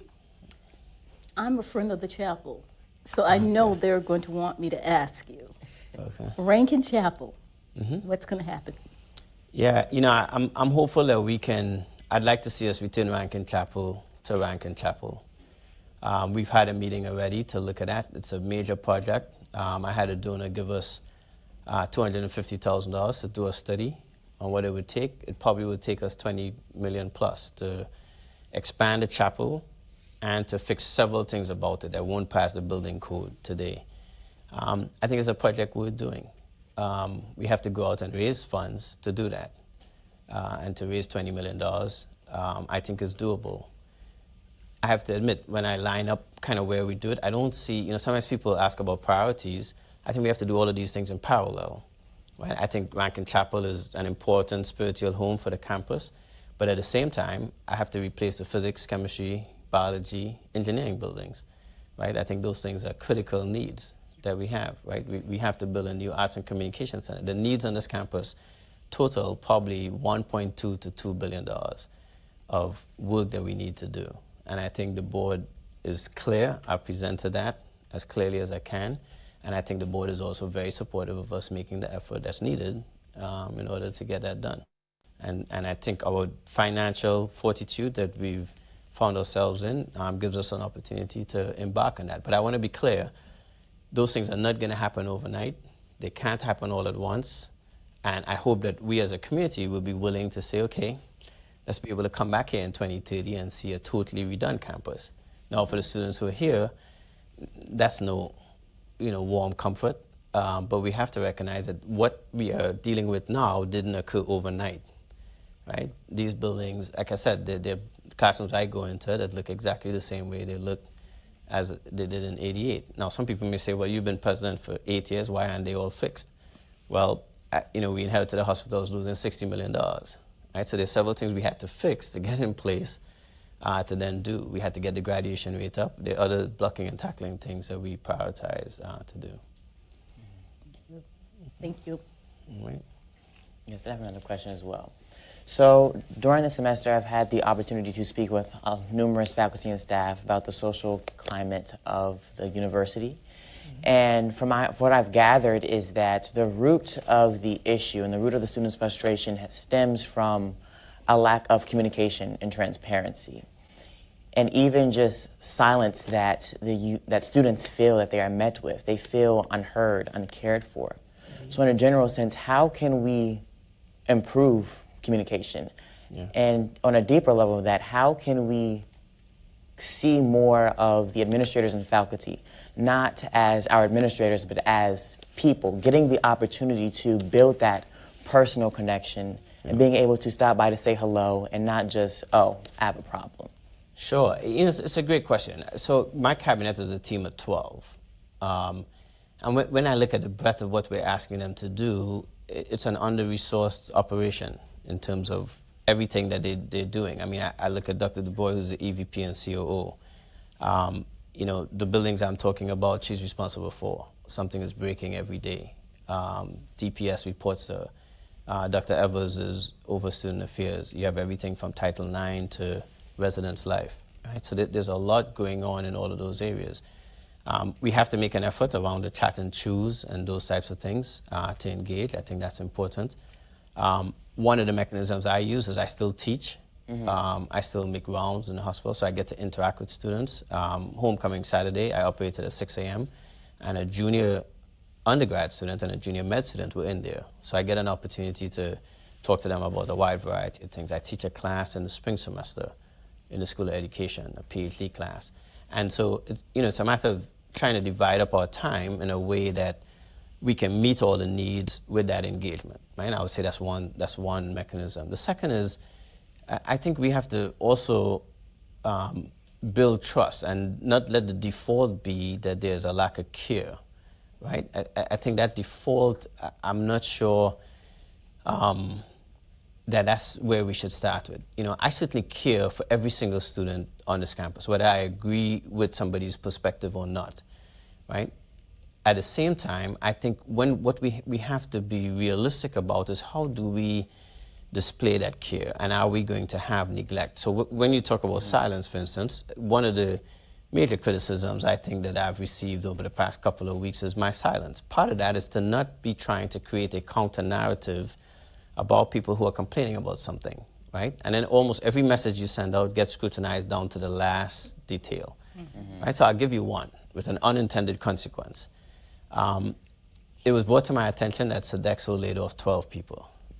Last year, when we shut down quickly, students were irate that Sodexo laid off people. And the demand was that I pay those people. And I said, well, I don't employ them. And we have a pandemic. I'm not sure I'm going to be able to pay my own people. I don't want to see people laid off, but that's the reality of the situation we're in. So what I was trying to point out is that there are unintended consequences for a variety of things that may happen at any given time, and that we all have to just acknowledge what those consequences are. I was blamed for closing the cafeteria. We can't have a cafeteria open by the health inspector guidelines if people are sleeping in a hallway right next to the cafeteria. So again, there are more of you than there are of us in terms of tweeting. I'm not going to create a counter-narrative by tweeting against every single thing people tweet against. Now, it's an uncomfortable space to be in because then everybody else owns the narrative, and the narrative can get very negative, right? And I used to think social media mightn't be a real place. I think it's a very real place, and it has very real consequences. I don't like to have a back and forth publicly about what we need to do. I'd much rather sit down and have a conversation and us work out what we do. I'm not on social media. I know you guys see me on social media. My team manages that. I may draft, but I don't read the news feeds. I don't think it's healthy, and I haven't been doing that since 2017. I do get feedback. I get reports every day about what's being said and what we have to do. So yes, we have to do a much better job of communicating. I want to be very clear about that. And we have to push out more of how we communicate the way you want to receive messages, right? And whether that's on social media, whatever the mechanism is, we have to do more of that. But I also think we have to do more of the interpersonal engagement. Some of the issues we just discussed are complicated. I could talk about the endowment for 3-4 hours and still not cover how it works, everything about how it works, why we deploy it a certain way. But that's what we have to do, and we have to create a larger understanding. But remember, every 4 years, we're turning over the entire population, of students at least. And so we do have to make a better effort. I think there's a lot of opportunity, especially around chat and choose, meeting with administrators. I've been proud of my team for getting out and about and engaging. I think that has been important to do, and that's something that we're going to continue to do. I meet with students all the time. A lot of time it's around academic issues. They want to shadow me in the operating room, or they want to find out how to become a physician, things like that. And I do that one-on-one. You know, I feel that's where my sweet spot is. If I can meet with 10 people every Tuesday and Thursday, I'll do that. I'm happy to do that. But I also think we have to spread that around. You kind of mentioned administrators and faculty. I'll separate that, because I actually do think the faculty do a lot around engaging with students. Mm-hmm. I think they go above and beyond, and I think that's another thing that's important on this campus, and something that's unique to the campus, but different. And I think some of you will go to grad school elsewhere. Some of you may have gone to undergrad at different places. And I think what you'll find is that the access to the president varies on those campuses based on what the president's responsibility is. You know, I attended Howard, like I said, from 88 to 94, and I saw the president at graduation, right? Probably in two circumstances, right? And so it's different. Now, I wasn't looking for the president. I'd admit that as well. I didn't know what the provost did, so it was a different type of engagement. I think at Howard, the expectation is that the president is going to interact with everyone, students, faculty, and administrators, and I get that as well. But there's a lot to fill the day with doing that. You know, we certainly have to prioritize that one-on-one engagement, and I certainly am committed to doing that. Yes, well, thank you. And another question I had. So I think something that has been an issue in my matriculation at Howard University is just the feeling of being safe around campus. So a lot of our students do not feel safe walking around at night, especially a lot of our female students walking to their dorms or places, walking back from the library, the catcalling by the locals just camping outside of the dorms, even locals getting inside the dorms. There's numerous instances in which we have saw that. So how can we improve campus security and even improve the feeling of being safe on campus? So this is a great question. So a couple of things. One of the things that Howard students have always made a decision to do is to keep the campus open. That's a tough decision. If you go to USC, which is in South Central LA, it's basically enclosed from the neighborhood. That's something that we could go to. I don't think students at Howard want that, right? That's my sense, but that's a discussion we're happy to have and revisit. When I came to Howard in 1988, this was the murder capital of the world. I lived off campus. I turned in my housing application late, so I didn't get housing as a freshman, and I lived in Northeast DC. I took the H2 bus and then came down on the 70 bus. The students that I would travel with went to Banneker, and because I was 16, I looked younger, they thought I was going to Banneker, so they would talk to me. And the way they would describe Howard students, you know, always kind of bothered me, because they felt like we were these elite rich kids who were attending this university across the street, and that wasn't the people I was interacting with every day. So I think even when we think about the neighborhood, I want us to be cautious. It's gentrifying, so it's changing, but I want us to be sensitive about what we're talking about. I've asked the athletics team to have, you know, a night for the neighborhood when we do Midnight Madness, and so you'll see that on Tuesday night when we launch basketball. I think we have to look for opportunities to bring, you know, members of the community into the university, and at the same time, make sure that people understand who we are. Now, the safety thing is a significant issue. Crime is up all around America. That's an issue.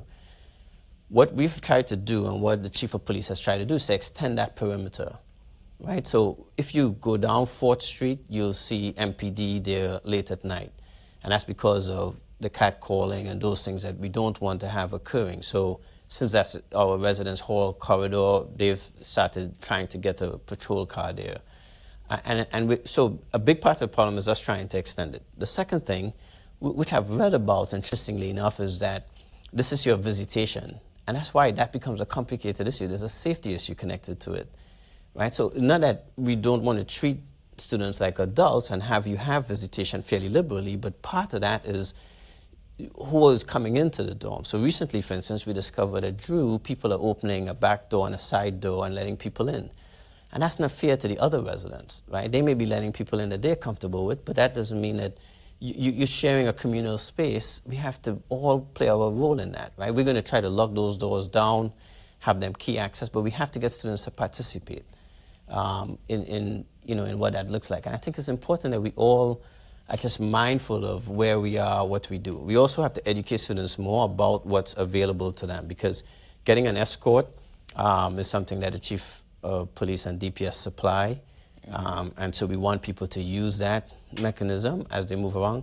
The Chief of Police has security info sessions in the residence halls. They're not well attended right now. It's not a fun topic, I get that. But to enhance safety, he wants to educate people about what to do, what to be thinking about, how to kind of look at your surroundings. And so I think we have to have that balance of making sure that you have certain freedom, that we engage the community in the right ways as well, but also that we all are doing the right things. We can't leave doors open. We can't be letting people in on side doors. There's a reason why we want everybody checked in at the desk when we have incidents in the dorm. That's our mechanism to figure out who was there. And if we're going around that mechanism, we're not going to be as safe as we could be. Mm-hmm. I'm getting several prompts to take questions from the audience as well. So I want to encourage the audience, but I also want to encourage you guys answer. I'll have Drew probably ask me another question while anybody from the audience who wants to start thinking about coming up could do that. I have two quick questions I have about a question. funding. The first is on behalf of HUSA Senate. They have an initiative where they want to create a student emergency fund. Mm-hmm. They would just want to know if you think that's possible and where that funding would come from. Ideally, students would get $250 a semester or a year, and what that would go towards is rent, transportation costs, groceries, anything, any type of emergency that might arise. Yeah, I don't have a problem with that. I think we need to be clear about who will make that decision and how we do it. I know through IFAC right now, we have a mechanism to look at that. We can look at funding that through IFAC as an example, or we could look at funding it through part of the unrestricted gift we got from Mackenzie Scott. What I would encourage you, sir, to think about is what the criteria would be and who would adjudicate that, so that we have a fair system, about how that's done. But that's not something that I foresee as a problem at all. Thank you. My second question, it initially pertained to public interest law students, but also could pertain to students at the undergrad who are perhaps working at internships that are unpaid. Yeah. That's a huge issue, I know, at the law school, and we wanted to know if funding was available for law students who have unpaid internships. Right now, I'm an executive member of the Public Interest Law Society, and we do have a scholarship through the student organization, but we wanted to know if there was internal university funding that we could be offering students as well. Yeah, right now we don't have something that dedicated to that, but I think that sounds like a great thing for Dean Holly Walker and I to go out and raise money for. I think it's good. Now, one of the things we have been doing when you look at our workforce development is we've been trying to avoid having people come to us for partnerships with students doing internships and not getting paid. So that's why, like with Howard West, Howard Entertainment, students are getting credit and getting a stipend while we do that for that very reason. Because I tell everybody who wants to partner with us that our students have significant financial needs. So to have them move to a city for the summer, not pay them, is not something that I'm interested in. And you'll see a lot of the partnerships we do, we try to avoid that. But to your point, like with public interest law, some of those places that you guys are going to probably can't afford to pay you as well. So I do think that that's something for us to look at and to raise funds toward. Hello? Yeah. Okay, my name is Peter Samora. I'm a freshman here. So I never experienced Howard pre-COVID. So this is my only experience. And a lot of the freshmen that I've talked to are personally mad at you, like the president. They see a lot of stuff online about how you make a lot of money, and it's like you're making all this money, but you're not doing your job. And I don't think they fully understand how it's not as simple as you want to do this, so this happens. You have a board and you have a team that you have to talk to. And I think they're frustrated and mad because they don't fully understand the process. So can you explain to them like how decisions are actually made and how like that affects how fast things happen and how things can happen? Yeah, sure. First, let me address this issue about what I make. I came into this job, I was a full-time surgeon in the hospital prior to becoming the provost, and I elected to continue operating. I still do. I don't bill for the cases that I do, so I certainly don't make anything close to what I would if I was operating full-time or if I was billing for those cases. So just to clarify in terms of what I do. And I operate at least twice a month And that's something that, I've negotiated with the board, that I won't bill directly for those cases, but I would continue to operate and teach and stuff like that. So just to put that in perspective. On the issue of, how this works, yeah, one person does not run the university by themselves, right? You have a board that has the fiduciary responsibility. You have to take things back to them. They are making fiduciary decisions. I also will admit that I probably have adopted a slightly different style to some of my predecessors in that I don't feel I have to sign off on everything. I try to hire competent people to run the areas that they do, and my expectation is that they will do that. I'm not into micromanaging those areas, and I think there's an expectation that the president will sign off on everything or correct everything, and I don't think a university can thrive in that environment. Now, ultimately, I have to take the responsibility, and I recognize that, but I do think that we hire very competent people to run all of the different areas that they have to run. And if we don't get the performance that we expect, we certainly are not going to be apprehensive about changing those folks out. So you're right, it is complicated in terms of how it happens and who has to do what and what that role and responsibility is. I just want to be clear, it ultimately is my responsibility, but I expect the VPs, the cabinet members, the deans, et cetera, to do what they have to do. An example is, you look at the Office of Undergraduate Studies, where you're going to get advising, et cetera. I think we have a very good person there in Dr. Anderson. We had Dr. Carter, who is very good as well. And so my expectation is they would do it. So when students email me, for example, I push those emails back to them. And I also monitor how many of those emails I'm getting. So if I see a trend, then I meet with Dr. Anderson, right, to do that. But the expectation that I'm going to be the person to advise a student or to go correct that, I don't think is a realistic one. I think that's a good question, and I understand that frustration, right? That's what happens with CEOs and people who are in charge.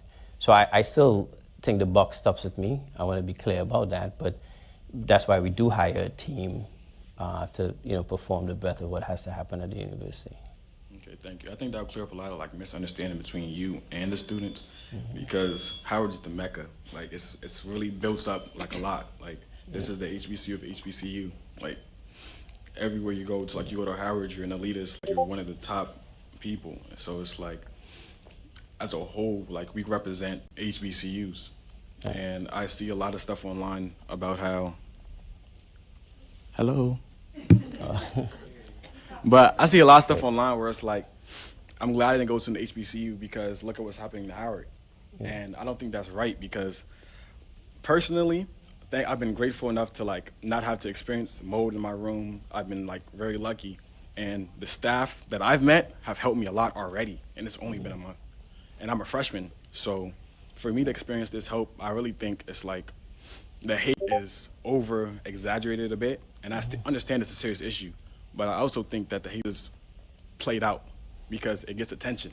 Yeah. So a lot of people are hating on the school because when they didn't get in, or it's they expected something that was an unrealistic dream that they had in their head, and still don't understand there's people running this stuff.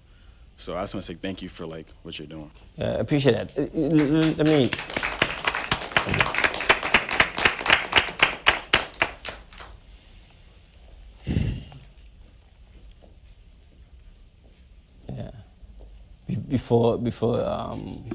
Before you pose your question, Monique, I still want to respond to that. I think there are a couple of things about Howard that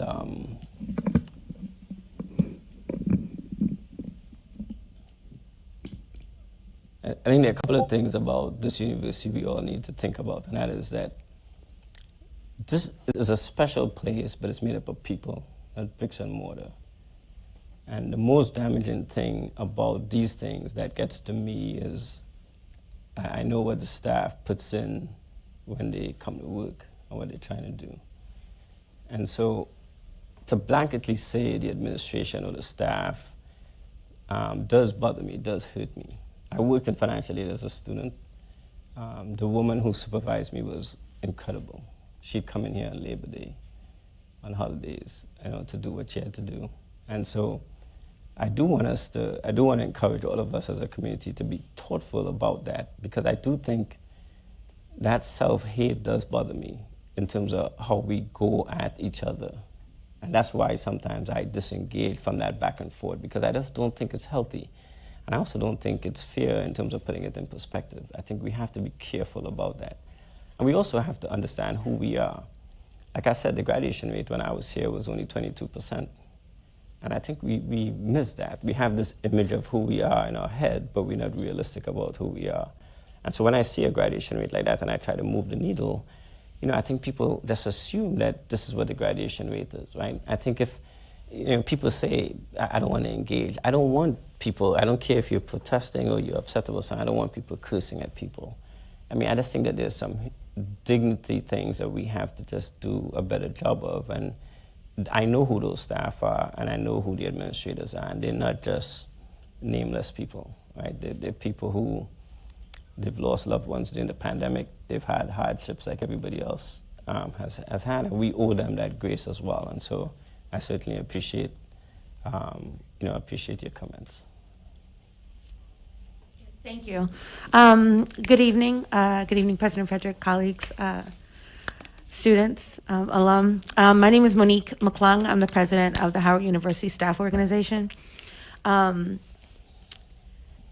Echo those comments as well, and we do care, especially the staff here. We care about you guys a lot. I have a two-part question.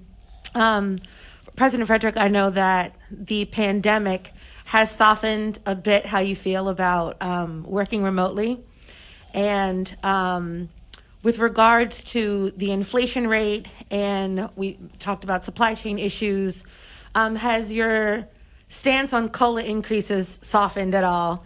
And can you share with us any imminent plans for staff increases? And then the second part of that question is with regards to the Board of Trustees, what do you see would be the mechanism for staff to engage with the board? Yeah, great questions. First, let me start with what everybody may not understand what you were posing your question about.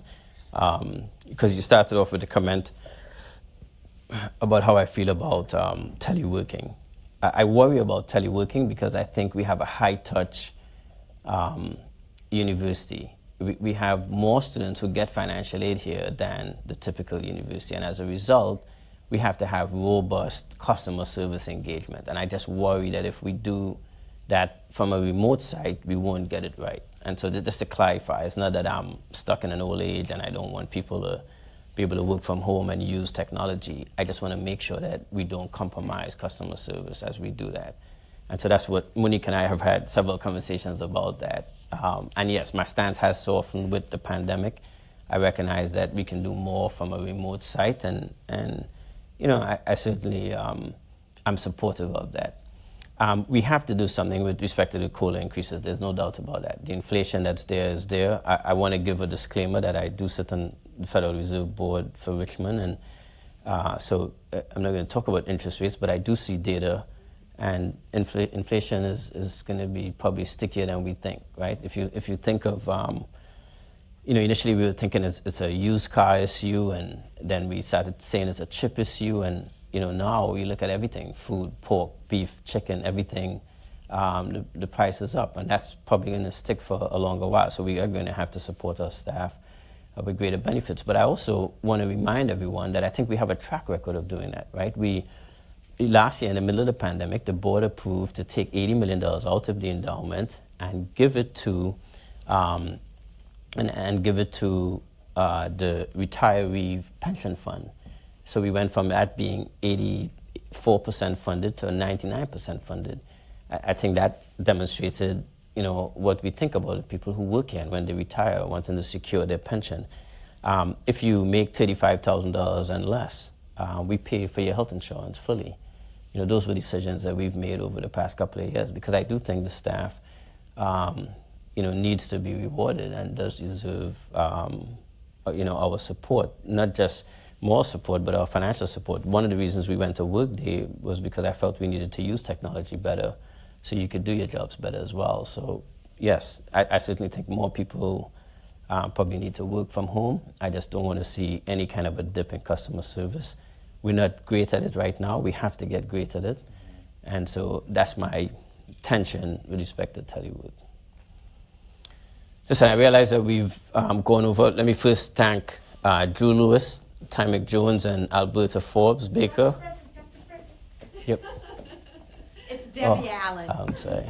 I am here, and I just want to say I thank you so much for this incredible information about the strategic plan and all that you're doing to raise funds to making Howard stay where she is. Howard University has made it possible for me to do everything that I'm doing. All the celebrations that I've had this year, I come right back to Howard. All my greatest accomplishments come right back to Howard. So I walked in today into the middle of what it would seem like a spirited protest. I didn't quite know what all was happening.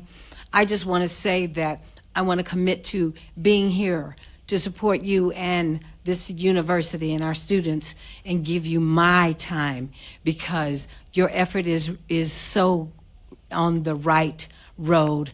And I think there's some wonderfully spirited, dedicated young people who have ideals that certainly need to be heard and addressed. But there were also some people that child were talking to me about. I was a producer on So You Think You Can Dance. I'm like, child, what are you doing up in here? Go home. Anyway, I just wanted to let you know that I was here, and that to say to all of you that Howard University is the mecca of historically black colleges, and we must build her up even while we're chipping away at things we need to change. Thank you very much. I appreciate it. Okay. It's great to see you. That is as unscripted as it comes. You know, I think right there you saw the beauty of Howard. You know, to be quite honest, I spoke to VP Harris about a week ago. She called me just to check in on what was going on and offer some advice. And I mean, I think that's what we are and who we are.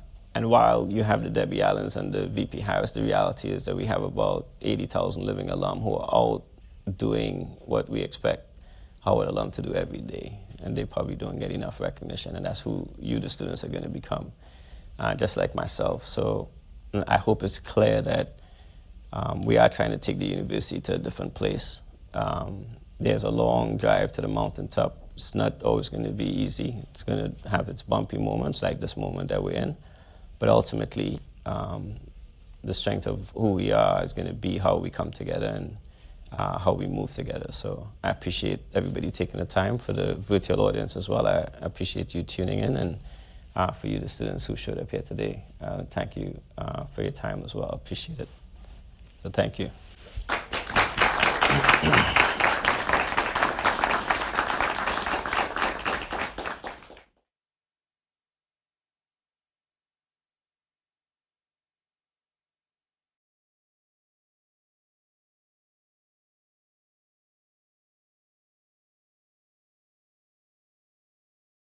There's my little picture up there. Does it show up with my name or yours? Mine. Good evening, everyone, and thank you for joining us tonight.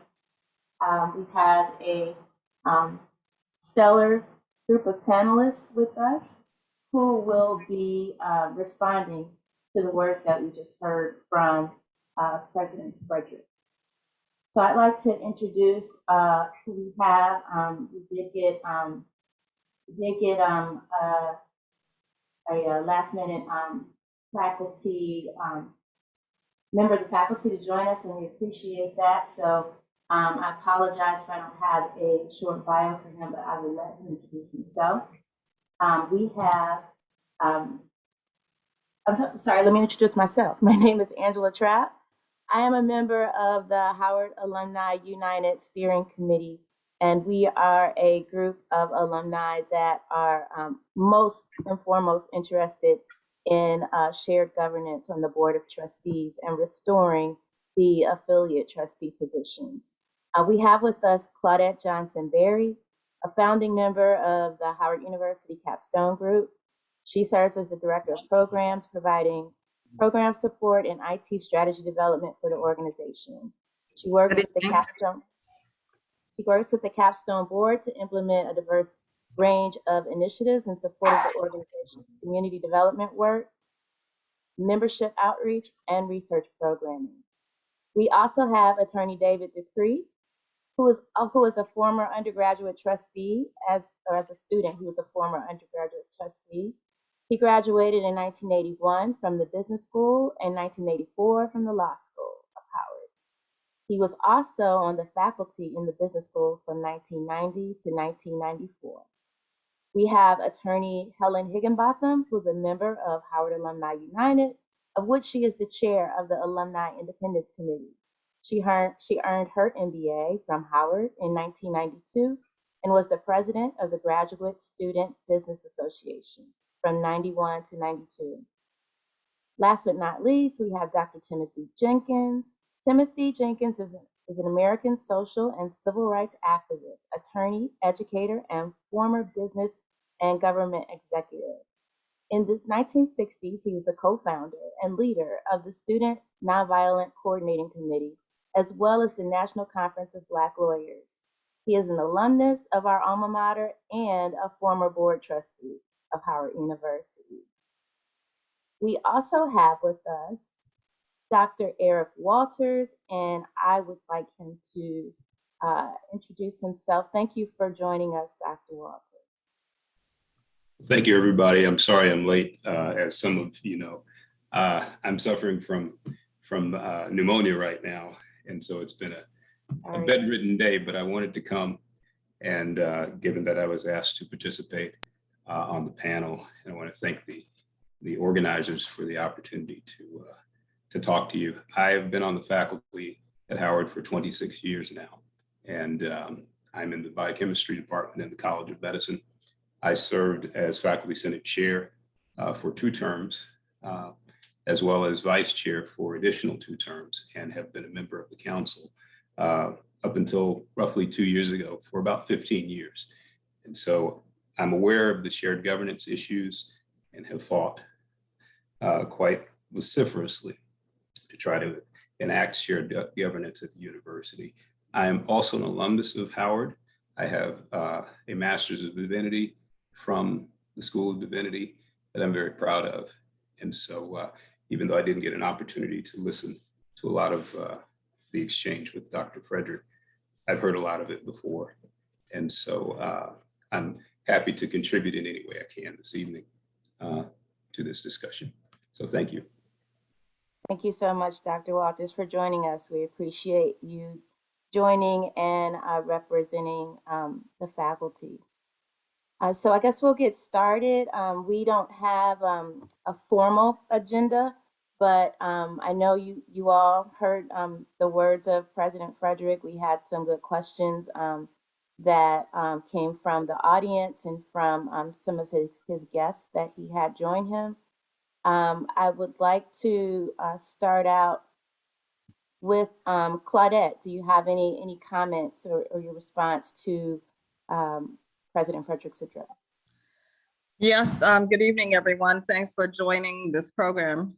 We at the Capstone Group, in alliance with our collaborators from the faculty, the student, community members, and our relationship built with Howard Alumni United, have been working together to come up with a strategic path to address a number of the issues which shared governance is top of mind.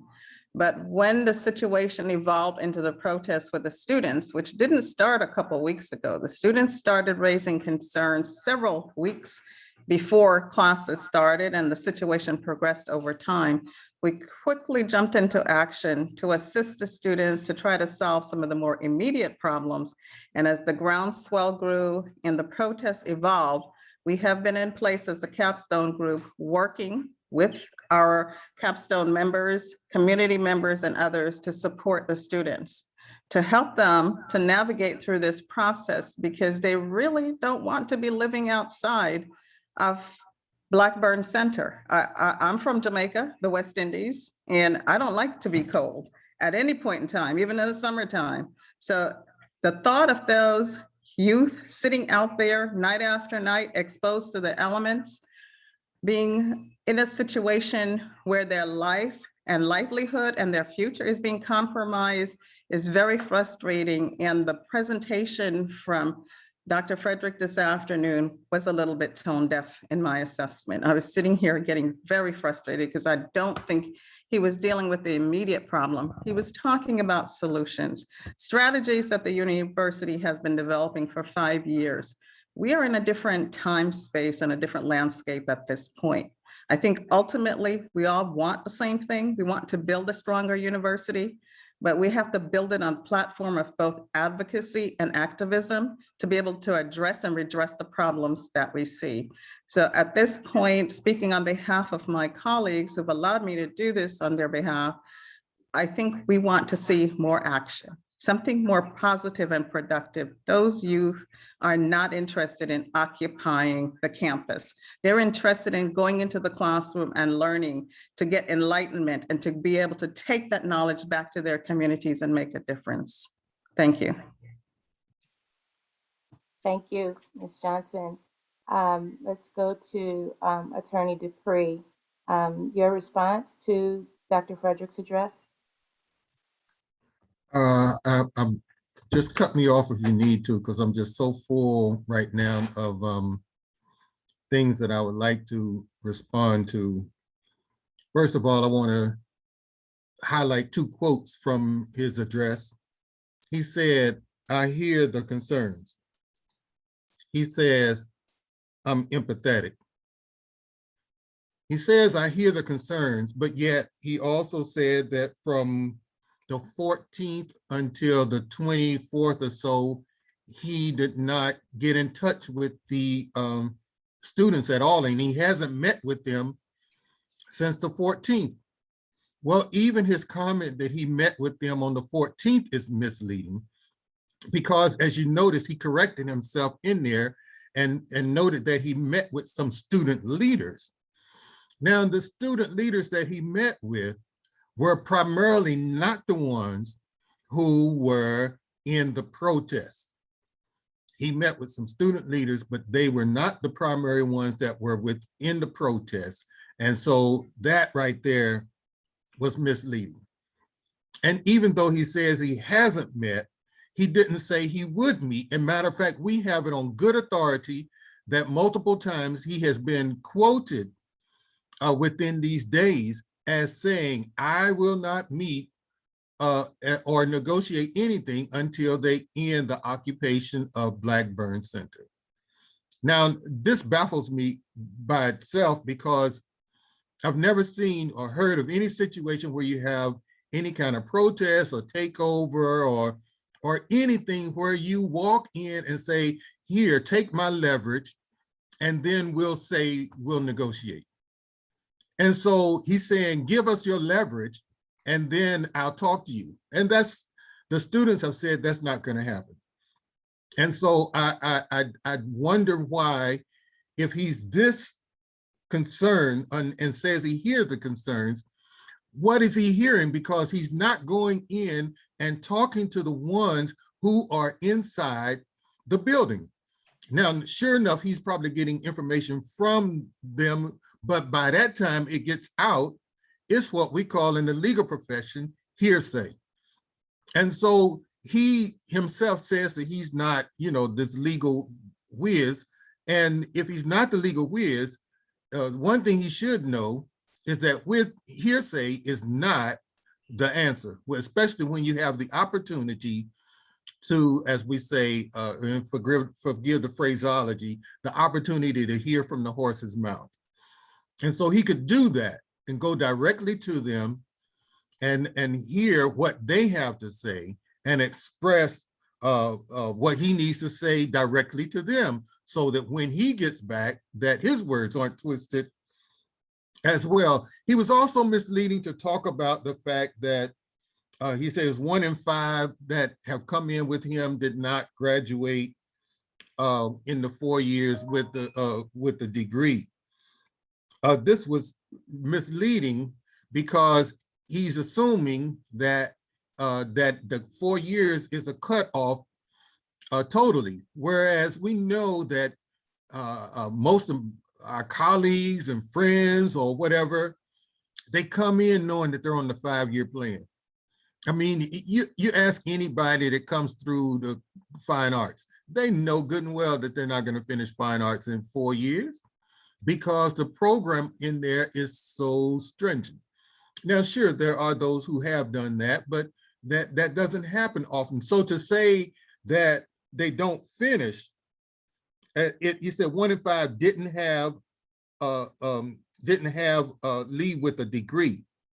That's misleading because that says that they didn't leave after 5 years or 6 years or whatever the case may be. It just says that they didn't leave in that 4-year time frame, and that is not normally the case at this university. I was a faculty member. I was also worked in a computer room, and I know many students who come in with a plan, but they end up changing their major in the first year or changing the major after the second year. It ends up extending the time. They come in on the BSMD program and they find out that they can't get through chemistry. And so they change to the 5-year BS program. And then they find out that they change to psychology because they know that they want to finish with something.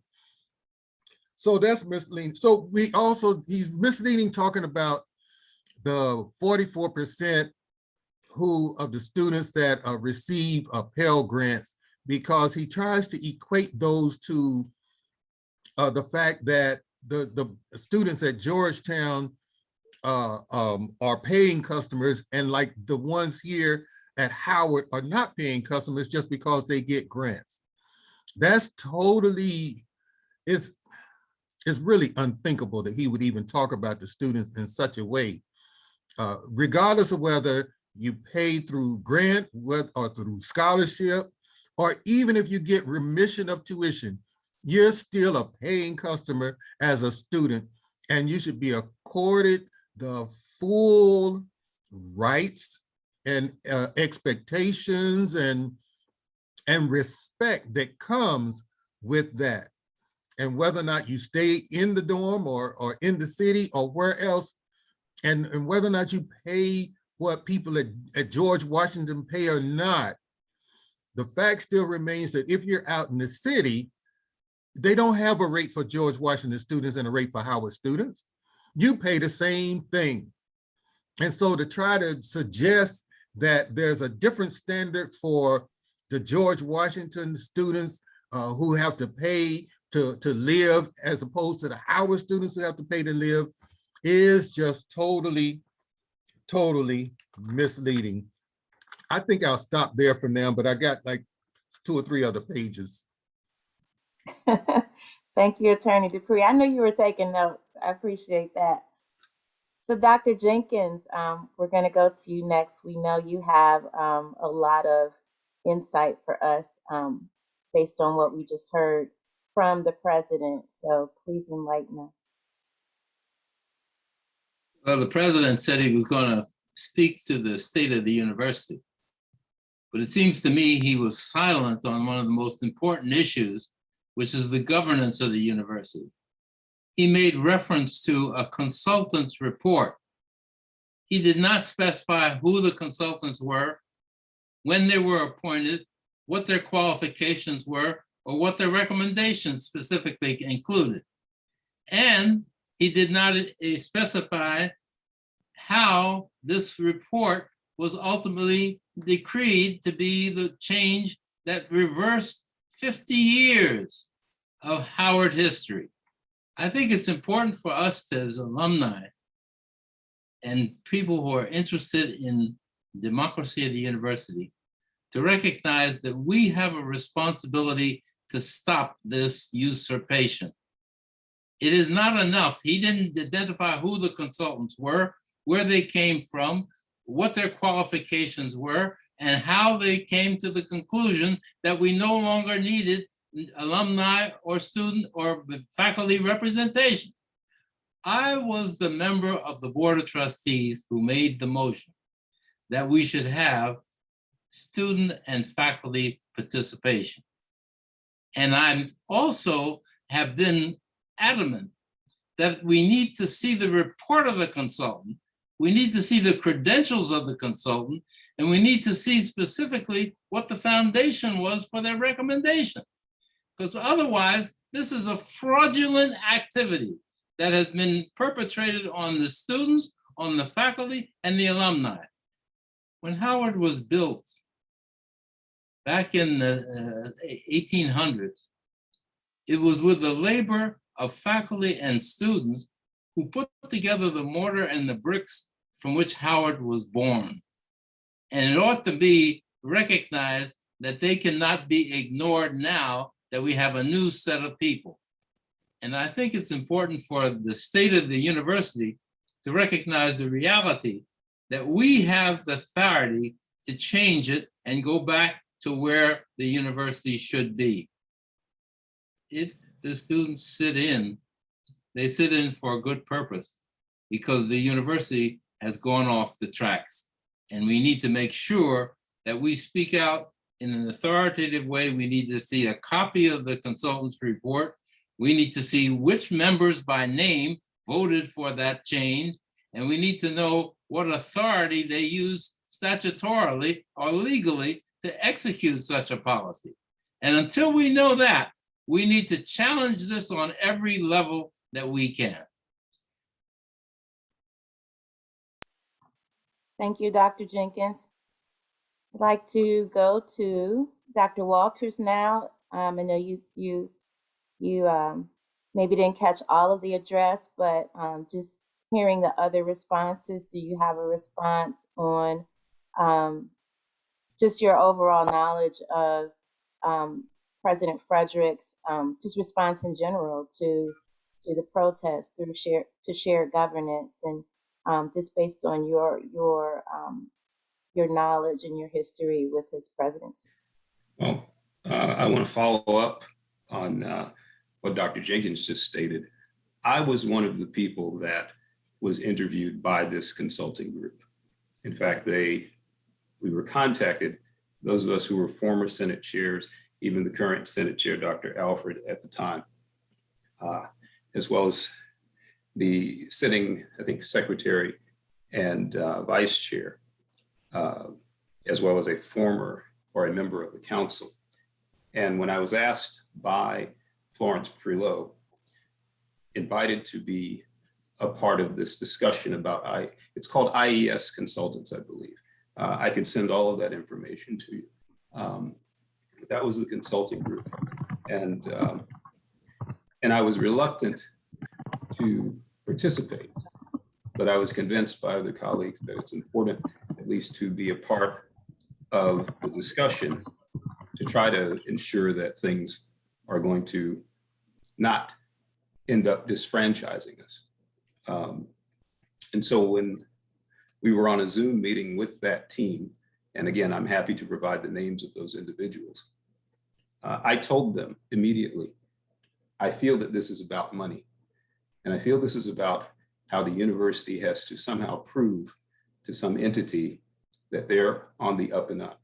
And so I feel like I'm participating in something that is going to end up disfranchising the faculty. So to a certain extent, you're damned if you do, you're damned if you don't.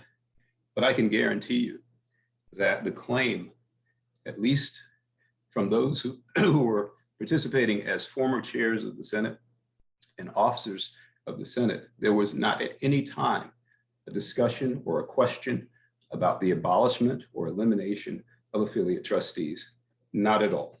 And I think if you survey a lot of people that were part of other constituent groups, that was the case. So it was very shocking to realize that this was, at least from the claim of Mr. Mobley, that this was something of a recommendation. And again, as Dr. Jenkins stated, where is this coming from? Because it certainly wasn't even on the agenda of what we talked about. In fact, we provided to them significant documents that the Senate had produced over the course of 8 to 10 years regarding the diminishment of shared governance and how the Senate, at least under my administration and under Dr. Sobrian's administration, were fighting to ensure that we practice shared governance and that the voice of the faculty would be heard in the decision-making of the university. So it was very disheartening to realize that even when we inquired as to when the report would be done and whether we could see the report. We got no response from the general counsel. And so to find out that they used this information or used us in making a decision to abolish the affiliate trustees was quite shocking. And, I'm not surprised.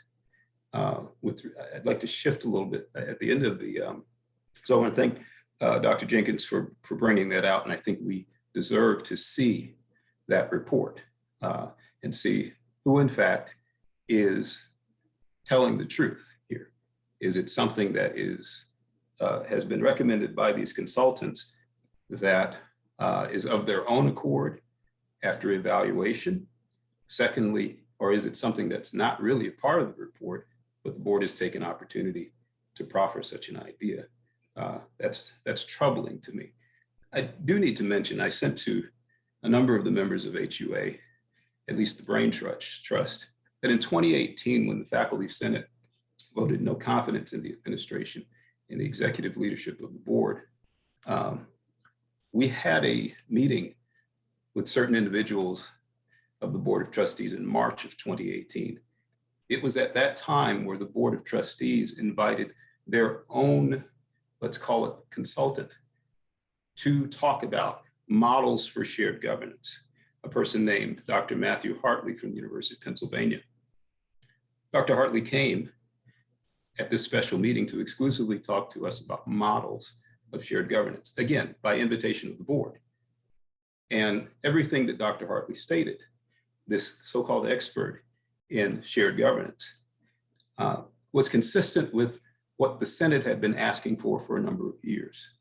Not only were those comments recorded by the Board of Trustees, but his comments were sent to us as official documents outlining one particular point that is illuminating at this point. And that is that it is probably best that the surveys at that time, at least under Dr. Hartley's articulations, indicated that you will get greater buy-in with a model that is more participatory with respect to how decisions are made at the university. We never had a follow-up meeting regarding that discussion with Dr. Hartley, and essentially the process was dropped. And so to find out that 3 years later, they would take such an action is very disappointing. And I'll stop there, but I have more to say about the issue of salaries and faculty salaries in particular at Howard, but I'll stop there. Thank you very much for your time. Angela, this is Claudette. Can I jump in? Absolutely. Go ahead. It's a very good point that Dr. Walters mentioned about the outside consultants. I've been a consultant for a Big Four firm for the past 15 years and have done independent consulting in financial services, technology, and on international and federal and state government initiatives. And never in my professional experience have I ever encountered a situation where a single entity would go into a major corporation, entity, any kind of business, and make a recommendation and it be adopted. And especially around the guise of quote unquote best practices. That is morally bankrupt to do that. You can go in and make an assessment, but you cannot go in and make a recommendation. As a consultant, we are not allowed to do that.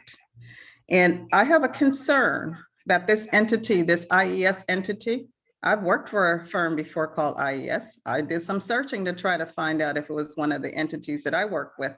When I worked with IES, we set up programming for the state of Maryland for the governor's office on Homeland Security.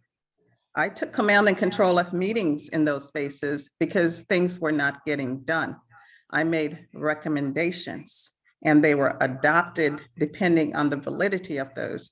You don't go in and make wholesale changes. So I'm very uncomfortable with the idea that an entity that isn't even familiar with the landscape of a Howard University could come in and upset a framework that's been in place for 50 years. That is just unheard of. It's irresponsible, and the university, in my opinion, did not do its due diligence if that's how it proceeded. It has a duty of care. It has a duty of loyalty. It also has other responsibilities, and its motto is truth and service. And I do not see the university living up to that. My second point is, I have a family member who's involved with the Duke University, if we want to compare ourselves to a predominantly white institution. And just this week, I was invited to participate in some board discussions. What I learned in that forum, and I didn't see anybody in there that looked like me, which is most cases when I've been doing my consulting work, that there is a move across all domains, whether it's corporate, nonprofit, or other entities, to make the boards more homogeneous and to remove any activists, personalities, or individuals off the boards. It is wholesale what is happening across the US and in other spaces. And in academia, the problems that we're experiencing here at Howard is also happening at other institutions, small liberal arts colleges, and other spaces. And if you've seen the New York Times this week, you've seen that the disclosures about the problems with infrastructure, the decay, and the delayed and other challenges that we're experiencing are happening at other institutions. So it's not unique to Howard.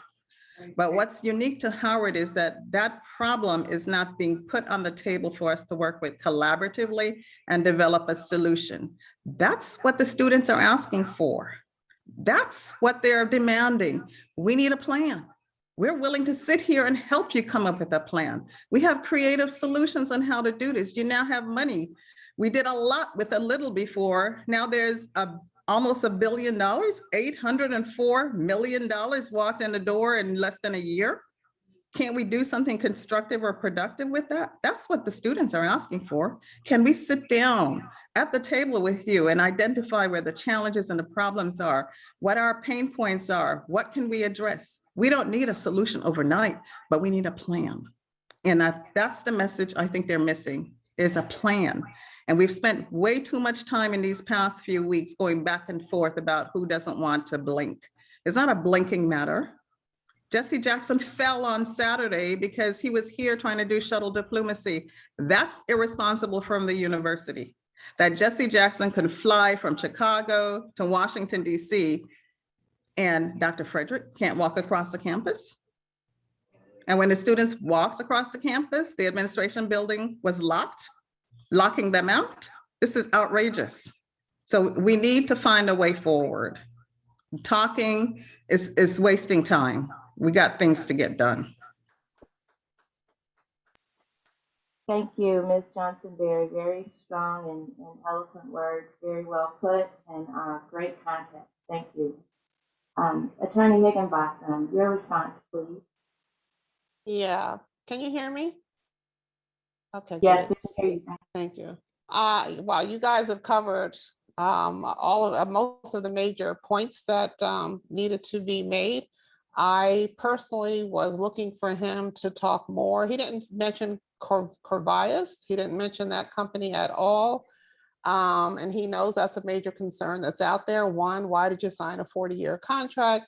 And what did you have these people do to prepare the dorms before they were open? I live here in New Jersey, and I know that before they opened the local mall, a lot of the inventory had to be discarded because it was ruined because of the lack of circulation. So mold had set in on a lot of the inventory. So it just seems to me like, what did you do? What are we paying this company to do? And why would we relinquish that to an external company? And if we did, what is the oversight that Howard University has to enforce? You know, these are our students. Corvias could give a damn, honestly, about our students.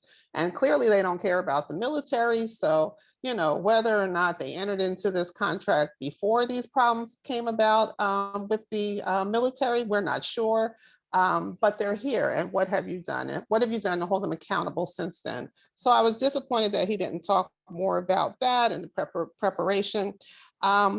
I wasn't real clear, and David, you mentioned the dates because he said something about this protest started on the 12th. He met with the students on the 14th, and then he acted like there was just nothing from the students until the 24th. And I don't know, maybe Claudette, you've been more involved. Maybe you can speak to that, but that just seemed kind of like, I don't know, that doesn't sound complete to me. And then even with the, I think Eric, you mentioned in another situation, I feel that, he talked about this committee that they've created, and they put a student on the committee who is not representing the interests of the students in the Blackburn.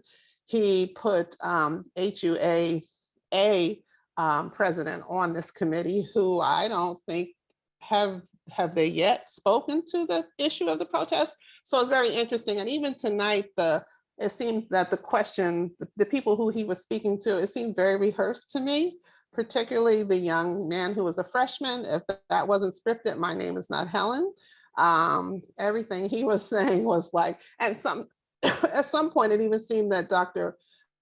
Frederick was prompting, I forget the young man's name, like you did, excuse me, like he didn't finish his point or something.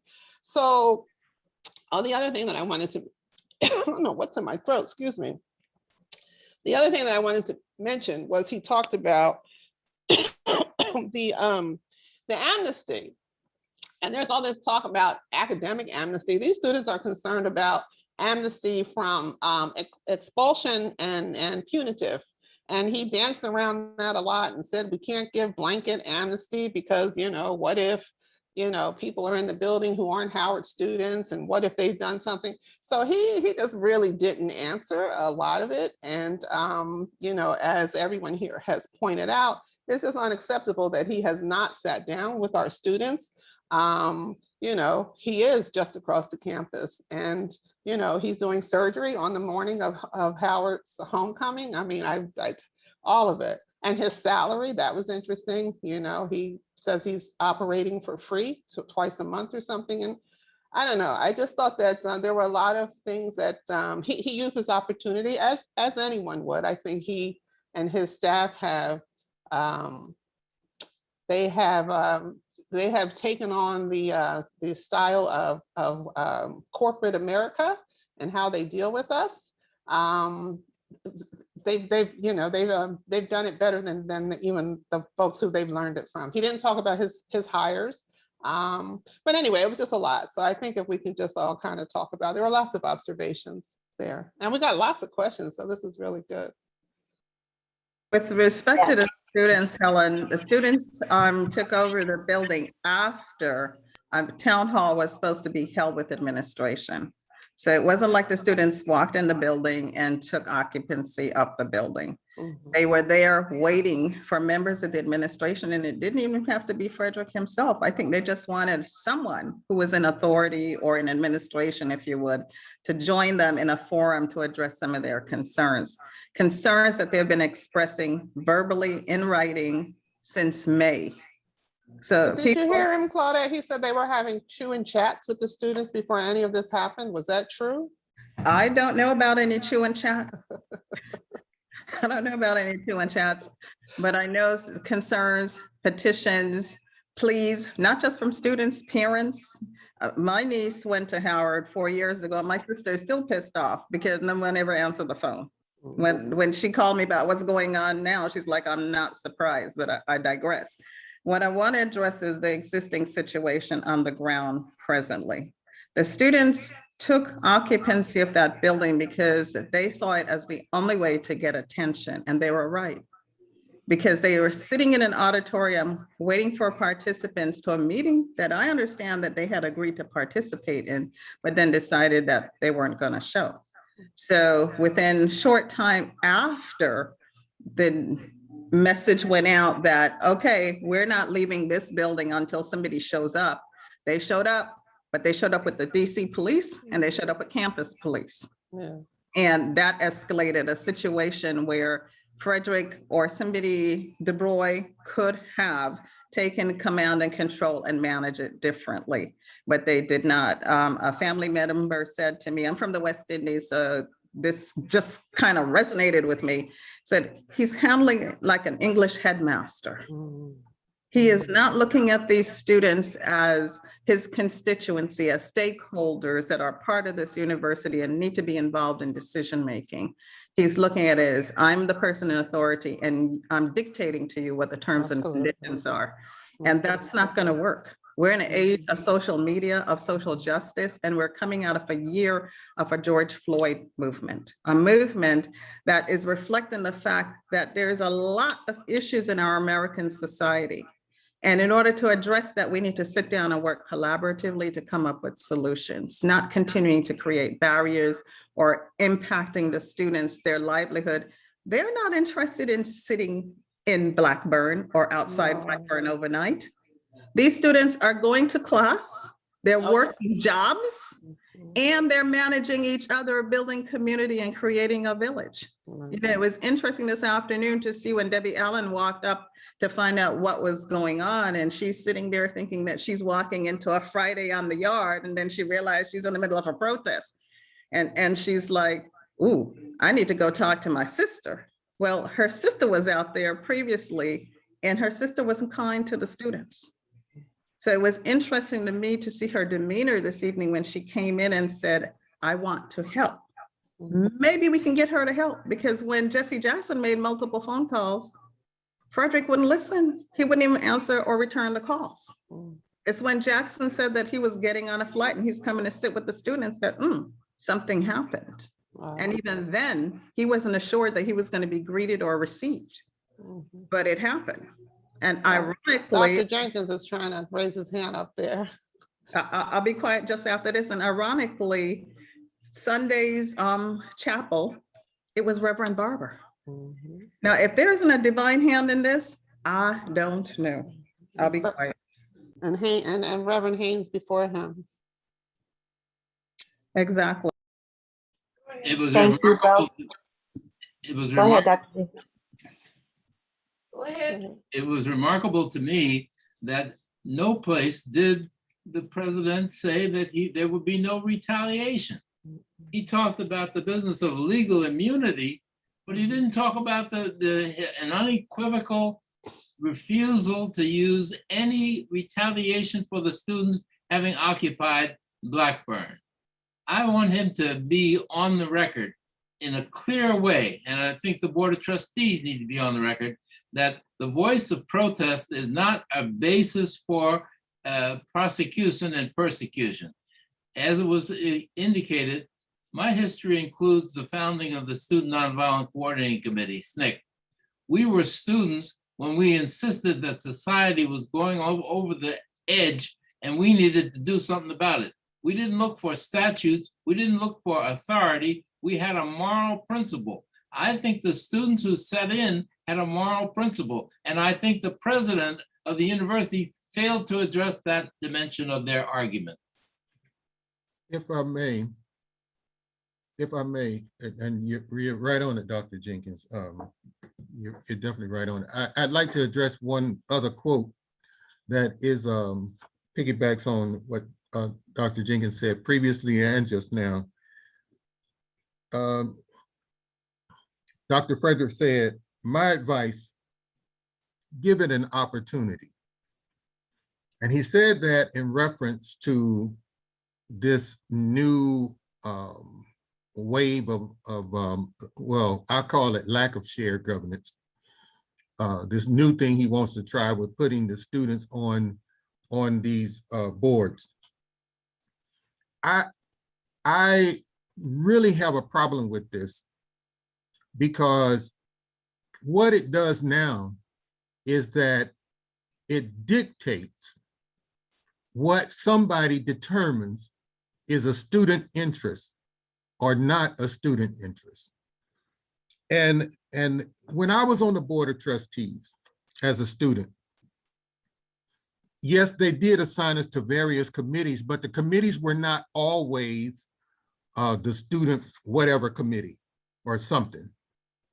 Matter of fact, one of the things that happened when I was on the board was that we got to Randall Mangum, he was the graduate trustee and I was the undergrad trustee.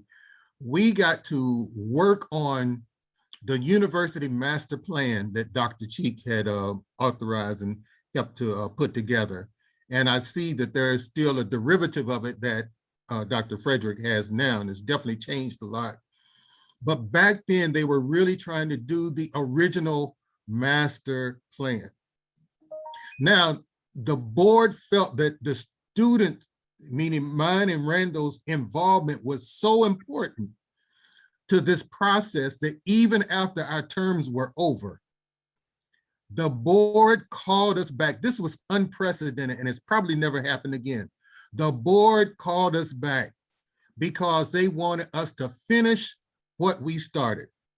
And they felt that the contributions that Randall and I were providing were so impactful to developing this master plan, not because we had what we were calling student concerns that we were espousing. It was because we provided significant input as members of the Howard University community. And what Dr. Frederick and Dr. Morris and others are missing is that the same thing then is the same thing now. The student representatives that have run the races and been elected to be on this board, as well as the faculty members, as well as the alumni members, come there from these areas, but they don't hold these areas as just for, to only be involved in those areas. We didn't go to sleep when they said something about faculty or because they said something about employees. We stayed awake because the university is a unit as a whole. And to take that right, to take that ability away from the students and from the faculty and from the designated alumni representatives is risible. It bespeaks anything of what we strive for all these years to get the shared governance. And this process, now true, this process is a tenuous process because you do have to sign these different things and you have to have this confidentiality. And true, you can't just come back and tell the students everything or your constituents everything. And so it makes for a tenuous situation between those you are elected from and the job that you have to do. And so if there's a problem, if the students aren't doing that anymore and following their confidentiality, then maybe there's a problem up at the top and not at the bottom. Maybe the instruction that they get when they first come in and the orientation that they have is not being done properly.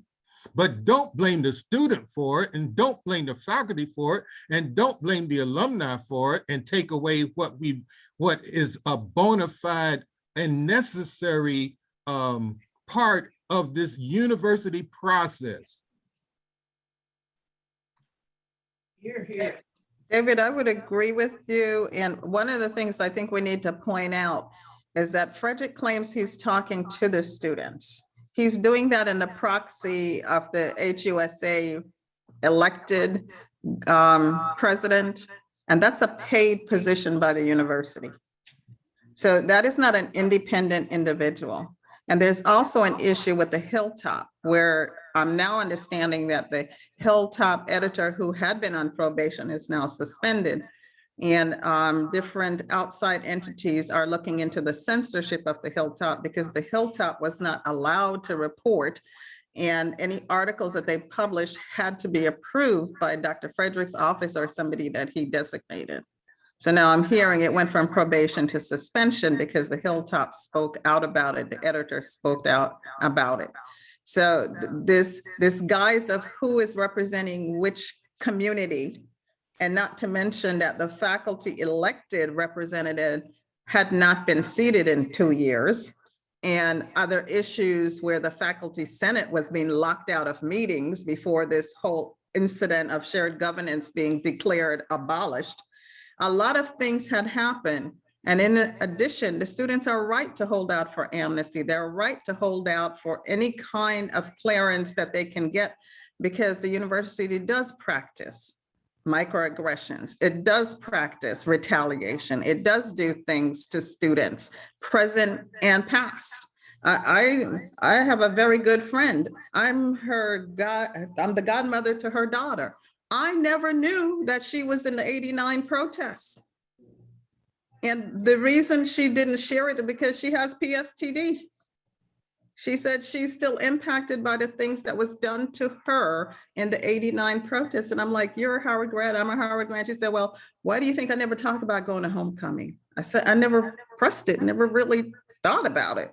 So these things are real, what these students are asking for, and they're not just asking for it for themselves, they're asking for it for other stakeholders, the faculty members, the staff, the people who stand up with them and people who are supporting them. This is real. There's a grievance here. They need protection. They need support. And they need it from a lot of different angles. I mean, the parents are probably the strongest voice because they can write with their checkbooks. Am I going to send my son or daughter back next semester? And even those people, I heard Sonia Pruitt out there on the yard in tears, reflecting on the fact that when Frederick asked her for assistance, she was there to support him in his time of need. And at this point, she would at least like him to reciprocate in assisting these students. So it's real. It's a very real situation. I don't know if there was some discussion about alumni giving, but I know that having sat in the Zoom meetings of HUA regarding what many have said have been the president's response when parents or alumni call or email, and the question comes back, how much have you given or do you give? That's a troubling response to me because again, it speaks to the issue of money, and that your worth, your value is related to how much money you're contributing. You matter because of how much money you're giving. And as has been mentioned, in this corporate context, this corporatized context, we seem to be accelerating in that direction at warp speed. When I was vice chair a few years ago, the Senate put out in our main publication, the Senate Communicator, we talked about the issues of shared governance. We talked about the issue of the corporatized university. And I'm happy to send those issues to you. I think Helen has copies of them. And one of the things I would like to point out is an article written by my good colleague within one of those issues by Dr. Greg Carr, talking about the Black university. And I thought it was just absolutely excellent because this litmus test that is being put forth by a corporatized agenda by the administration and the board about who matters and whose voice matters goes thoroughly against the issues of truth and service. And as an ordained minister, when I hear the words truth and service, they mean more than just secular. They have deeper meaning. These are words that are linked to ministry and true service, which is linked to sacrifice. And so it's very offensive to me that, and you know it's very questionable, and you smell something when you have to put the tag excellence in front of a term called truth, okay? There is no such thing as excellent truth. There may be excellent service, but there's no such thing as excellent truth. You're either going to tell the truth, you're either going to be truthful, or you're not.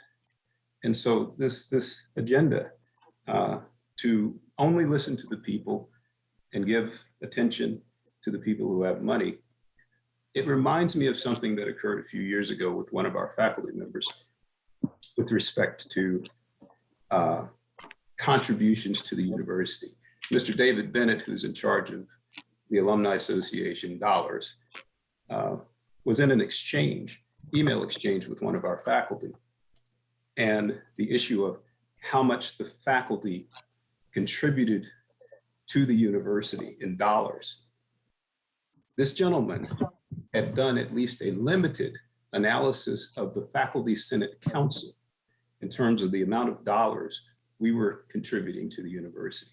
And he used this as a leverage to essentially pummel this faculty member who was saying, hey, we're not paid at a level that is consonant with the administration of the university when you compare us to other university faculty. And yet Mr. Bennett continued to pummel at the idea that the reason we did not matter and the concerns that we raised were somewhat irrelevant was because we were not contributing our own dollars to the university. And he referenced certain staff members who were making significantly less than we, who were contributing to the university. I find it egregious. I find it obscene. I find it to be absolutely evil to do something like that. And once again, it is the issue of blaming the victim or blaming the one that has not been rewarded for their participation with essentially a plutocracy that's being formed at Howard. And a Politburo, if I may borrow a word from one of my colleagues. I have those documents, I have this information. And it's offensive to see how people will stand before the world and talk about truth and justice. And I remember the president saying shortly after he was appointed that social justice is in the DNA of Howard University. I am a molecular geneticist. I work with the DNA every day. And I can tell you he is woefully mistaken about his understandings of DNA. Because if it's in your DNA as a genotype, then it's going to manifest itself in truth in the phenotype. And I don't see that happening here. I see a lot of obfuscation, blaming. I see a lot of unaccountability, lack of transparency. And we're being blamed for simply asking the university to live up to its own label of telling the truth and serving instead of being served and taking advantage of these labels. So I have more to say, but I will stop. I think I veered off the point that I was making. It was interesting to me that it was clear that he sees as our benchmarks, not other HBCUs, although he did reference Spelman and Morehouse. He sees as our benchmark PWIs. I mean, that's what I took away from it. I don't know how you all received that. And he tried to dance around the issue of, he values everyone. And, he mentioned the word about Howard being perceived to be as elitist and how that, I think he suggested that was offensive to him. But I think that, the way things look, when you handpick an audience that you're going to speak to, when you handpick stakeholders who are going to be put on certain committees, and I think where I stopped short of when I was speaking of it before is he tried to make it seem as though the faculty senate is totally uncooperative, and we offered them, we offered Marcus a seat on the whatever that committee he said that he's created, and that he didn't accept. So therefore he gave up his chance to participate in this new form of shared governance. And I think that's just what they do. They're very good at what they do, but it's so transparent, and it doesn't take rocket science to figure out where you're going with this. At the end of the day, we're asking to reinstate the seats on the board to give us a voice. We're not asking to be put on a committee that you can just humor us. And he does these things that are just check the box, so I can check the box because we've invited an alumni who is not involved in this situation at all. We've invited two students, the graduate student, I don't know what their organization is called, and HUSA, and those are students who are not involved. And we asked the faculty, but they just refuse. So, I mean, it looks good, but most of us are too smart for that. So, Dr. Jenkins, were you trying to jump in there? No. Oh, okay. Yeah. So it's kind of, you have raised a very excellent point. they're running defense. The students are definitely beating them on the front end, but that's not what the students are interested in. They have one of the best PR firms in the world, and the transparency of that is watching as the Howard official website changes every day because of recommendations and suggestions that the students are making. Is just like, okay, so they've got great ideas because you're adopting them. So why can't you sit down and meet with the students so that we can make progress? Because most of the people leading this protest are young women. You've got progressive women on the board of trustees at the university. Why aren't they stepping outside of the box and just wanting to come across the aisle and sit with the students and take some of these constructive ideas and be able to implement them? We're all looking for solutions. We're not looking to be out here on Front Street every day blasting the university. We want advancement. We want to make progress. We want to not just make progress for the university, but he's missing an opportunity here. In my mind's eye, he could create a solution that could be replicated to the other 103 HBCUs that are having same problems. There are other places in our society from every corner that's experiencing some of the challenges that we're having here.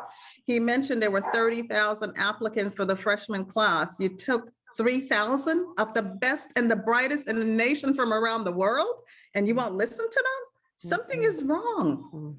Something is very wrong. Exactly. Good points. Good points.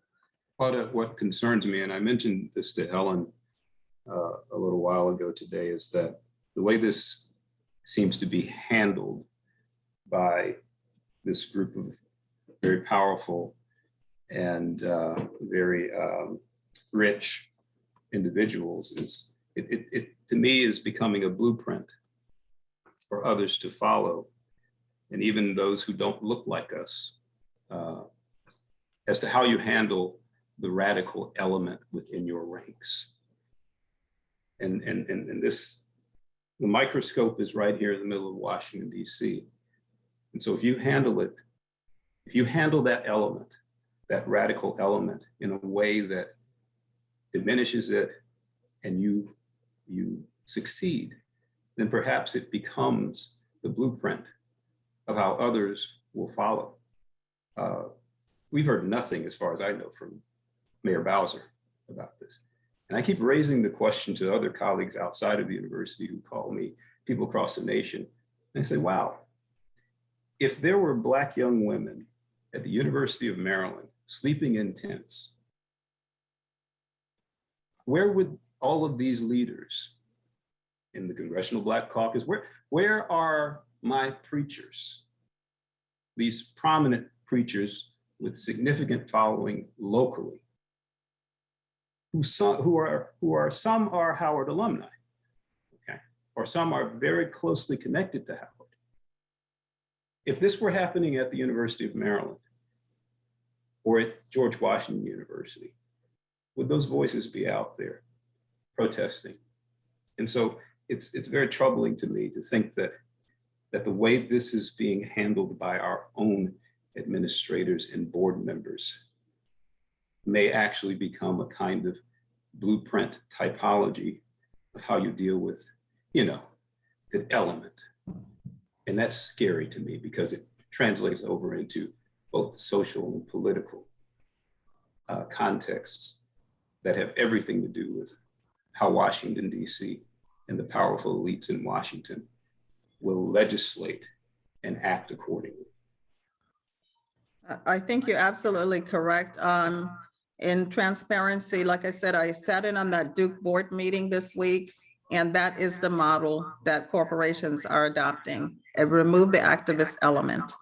They want a homogenous board, and they will seek to do that whichever way they can by not allowing those personalities, if you would, to enter the room, or if they're there, to root them out, which is what we're seeing happen here at Howard. In terms of support from Washington Power Circle, I did have an opportunity to talk to the Prince George's County executive, Angela Alsobrook, and she sent her support for the students. So I have that message for them. I haven't given it to them as yet because it was in another forum and I was promised to get the recording. They have had Congresswoman Corey and Presley, who made it their business to come up to Blackburn and spend time with the students and offer to come back. They've even had support from Warren, Elizabeth Warren. her office. And they, in that particular case, she spoke out against Corvase. And that's the entity that has signed the 40-year contract with Howard since 2016. I don't know who signed off on it. I'm not an attorney. I occasionally play one on TV. How they did a 40-year contract where they're so protected and insulated that Frederick can't even mention their name because of their failure to perform. As a kitchen table attorney, I think I could find a way to break that contract. So they're not trying hard enough. So they need some help. They need to refocus and need to figure out what to do. If you haven't read the expose on Corvase or what Elizabeth Warren's office and Taliba Rashid's office have done in trying to address the negligence and the dereliction of duty that that corporation has, is definitely well worth looking into, because this is a problem for Howard. And it's not just the residence hall.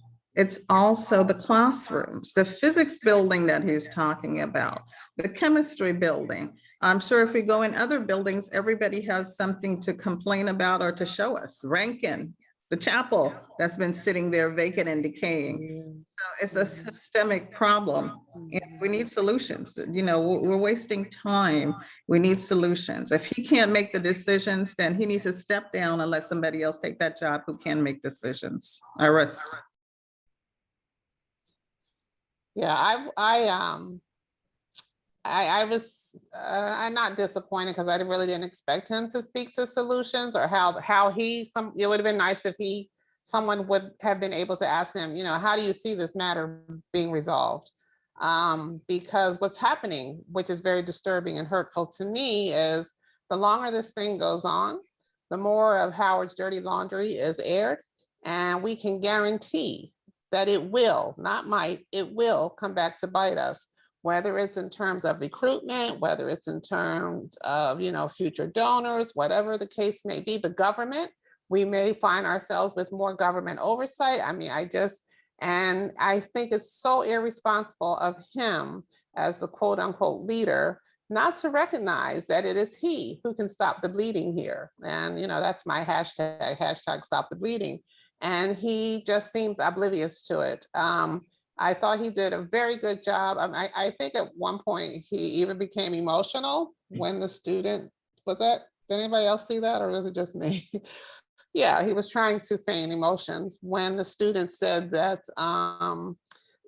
the students are mad at him or something like that. I don't remember what it was, but you know, there is absolute,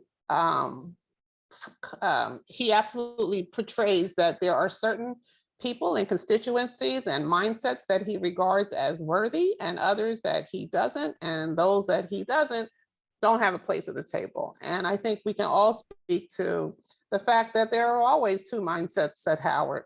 And, you know, Howard, there's an idea of Howard and then there's a truth of Howard. And a part of the idea of Howard is that there are people here, we are known to be, you know, they have protests, that students speak up, that you understand Black history, that there is a commitment that it is a Black university. And, you know, I'm aware of Frederick being a situation in a room of all white people, and he even questioned the legitimacy of Howard University as a Black university. And I wrote him and told him that I can't believe you said what you said in a public setting, but he said it. And basically what he said is, how could Howard possibly be perceived as a Black university when in fact their founders were white and their first 10 presidents? And he said that in a room of like 1,600 attorneys, 100 of who were Black. So I think that the way that the decisions that we see that are happening, it bears that out. It bears out that that's his mindset, that he does question that it's a Black university. And if it is going to be a Black university, it's going to be an elitist Black university. And as Claudette, I think you said, he chose these 3.6, 3.7 students that he thinks are the elite and the best and the brightest. And now you have the audacity to not even regard them because they're not in lockstep with what you're wanting to do. Now they too, lack credibility. So I think the students are right to be concerned about what he will or will not do to them. Let me Thank just you. state that, I've always considered myself to be a very strong Frederick supporter, and I still somewhat do, but the recent actions have definitely caused me to believe that there is something amiss at this point. First of all, as a 3-time graduate of Howard, I mean, he was a student when I was on the faculty in the business school. He was a student in undergrad and then to the med school. And so, his history's long, my history's long.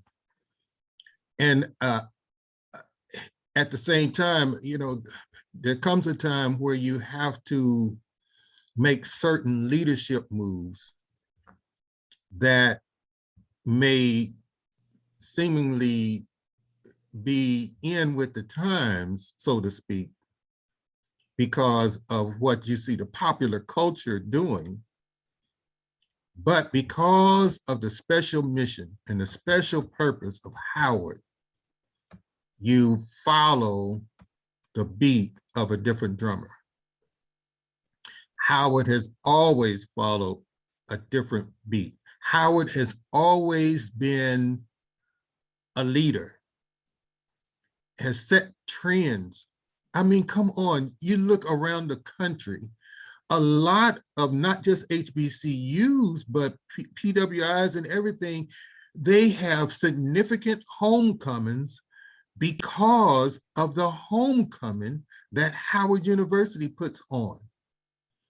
And they see not only, what it does for their alumni, but they see what it does for their coffers.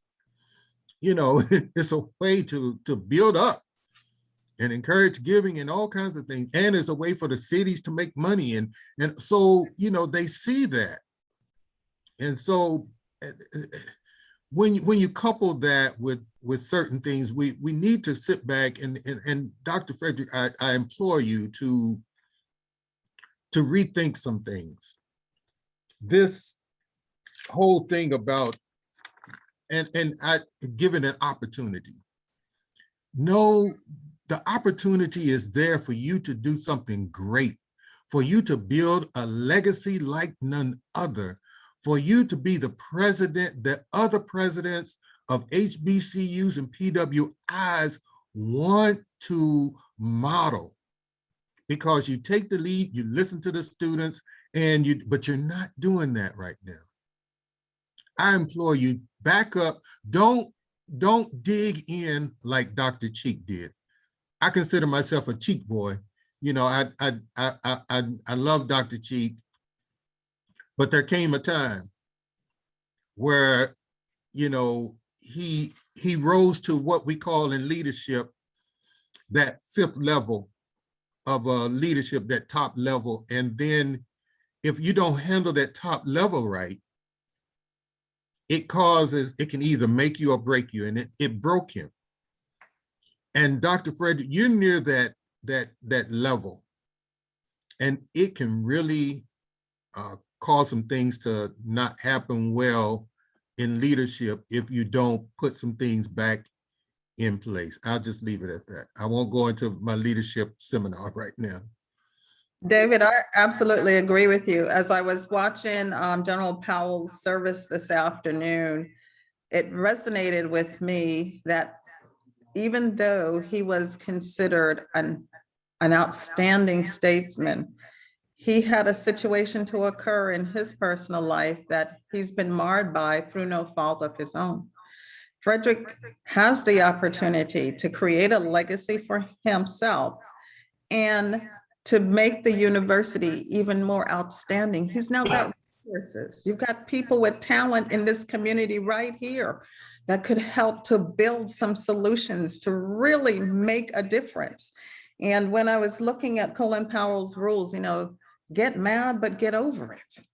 You can be mad, you can be upset. You weren't looking for this to happen on Front Street. It happened because we got issues, we got problems, but you can get over it.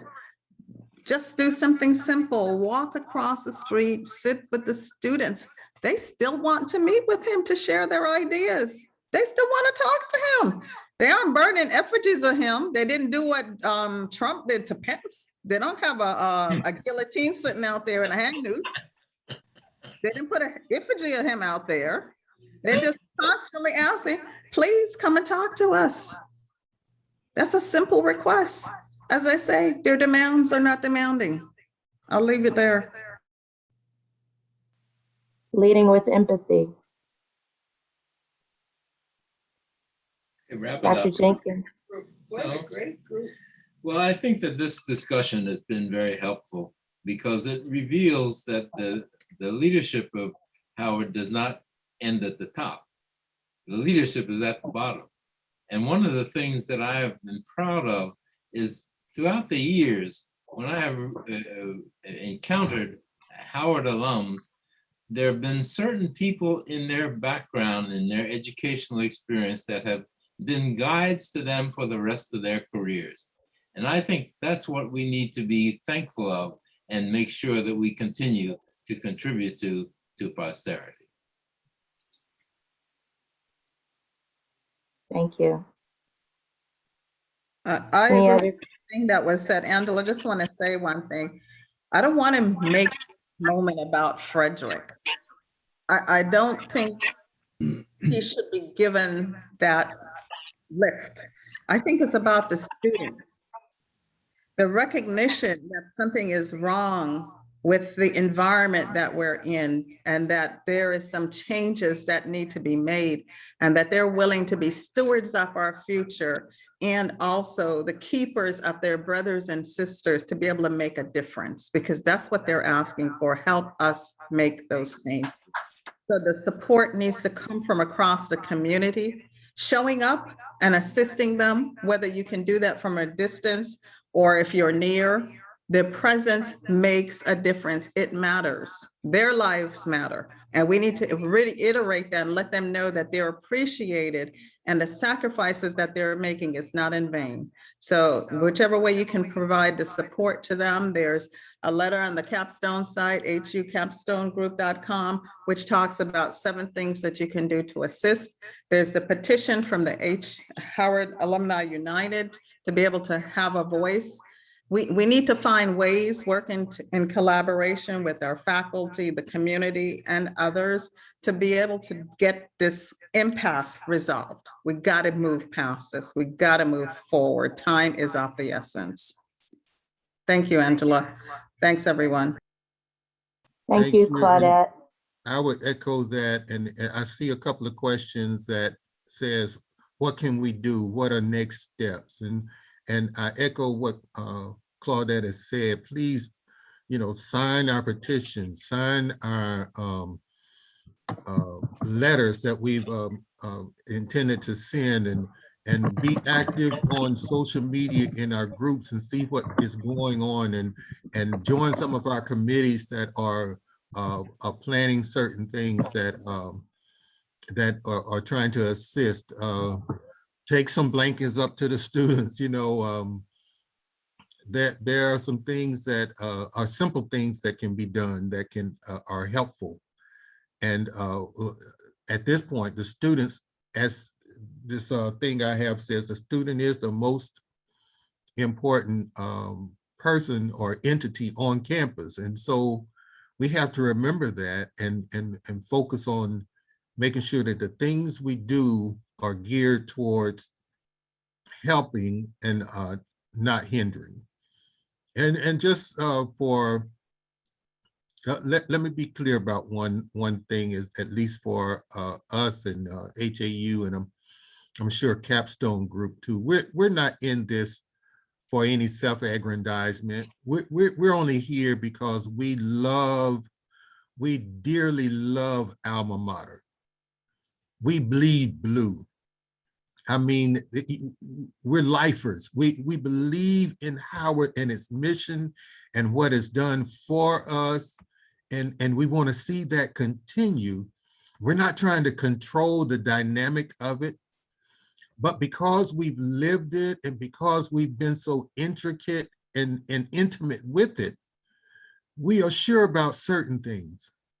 And one thing that we're sure about is that this whole notion of shared governance, the way it's been instituted prior to this change, is the way it should continue. Sure, tweak it, fix it, whatever you need to do to shut up those who are not abiding by the confidentiality, but don't destroy it as you have and just cherry pick who you want to sit here and sit there. That is just wrong. Thank you, David. I'm going to make one last announcement before we wrap up. Did anyone have any last comments? I'm going to ask Dr. Jenkins to close us out, but did anyone have any? I just wanted to say, Angela, that I agree with Claudette that, you know, we shouldn't lose focus for the students because what they're doing is commendable. I think they're representing themselves so well. And as Claudette pointed out, and I think maybe Greg Carr on April Takeover this morning pointed out, that these are women, these are young women. And is there some, you know, chauvinistic gender or something going on here? Would this be happening if they weren't? Would we be getting a different response if they weren't women? I don't know. But one of the things that Frederick did say today is that he says that we are all, he is not the only steward for Howard University. So he hears that people are saying that, you know, somehow this has become all about him, and it's very unleader-like for him not to recognize that this cannot be all about him, that he has to like step aside. And he also said that everybody owns, that Howard belongs to everybody and everybody owns it. And that's, I need him to step up and live by that, because that's not what he's portraying. I don't know if you saw the glee in his face when he saw, you know, Debbie Allen, and when he mentioned Kamala Harris. You know, that's not who makes up Howard University. The people who make up Howard University are more regular, just regular daily folks than people who are able to stroke egos or, you know, give accolades. And he talked about Howard being a university that provides opportunity to underrepresented students. And I do think that we've gotten this model that they're moving towards is getting us away from that, which is the legacy of HBCUs in general. So I just think, you know, what all of us are doing is important, and we, you know, everybody has a role to play in this. Please join Howard Alumni United. Howard Alumni University, please join with us and, you know, help us promote the issue, because the more of us that are together, the larger our numbers, the better we are. So thank you. I wrote an article in 1969 called The Black University, an activist-oriented institution. And that appeared in the Howard magazine. And it had also a quote from the good book. It says, "Who shall watch the watchman?" And one of the things I think we need to understand is that we're the people who have to watch the watchman. Excellent. Thank you, Dr. Jenkins for closing us out. I'd like to make one last, and thank you, Helen, for your comments as well. One last announcement, and that is that there will be a major alumni support day at Howard on Saturday, November 13th. The time is to be determined. We have confirmed that Mayor Raz J. Baraka, which is a Howard alum, a former HUSA president, Howard University Student Association, vice president, and the co-leader of the 1989 student protests. We all know Raz well. I was there same year he was. will be a guest speaker. Stay tuned to Howard Alumni United for details in the coming days. And once you receive that information, please spread the word.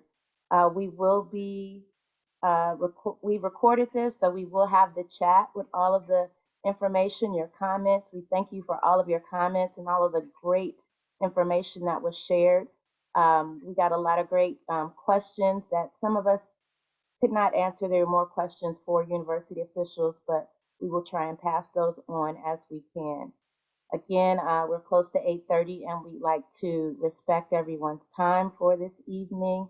Thank you very much. And please, please, please continue to support our students, continue to support our alumni, continue to support our faculty.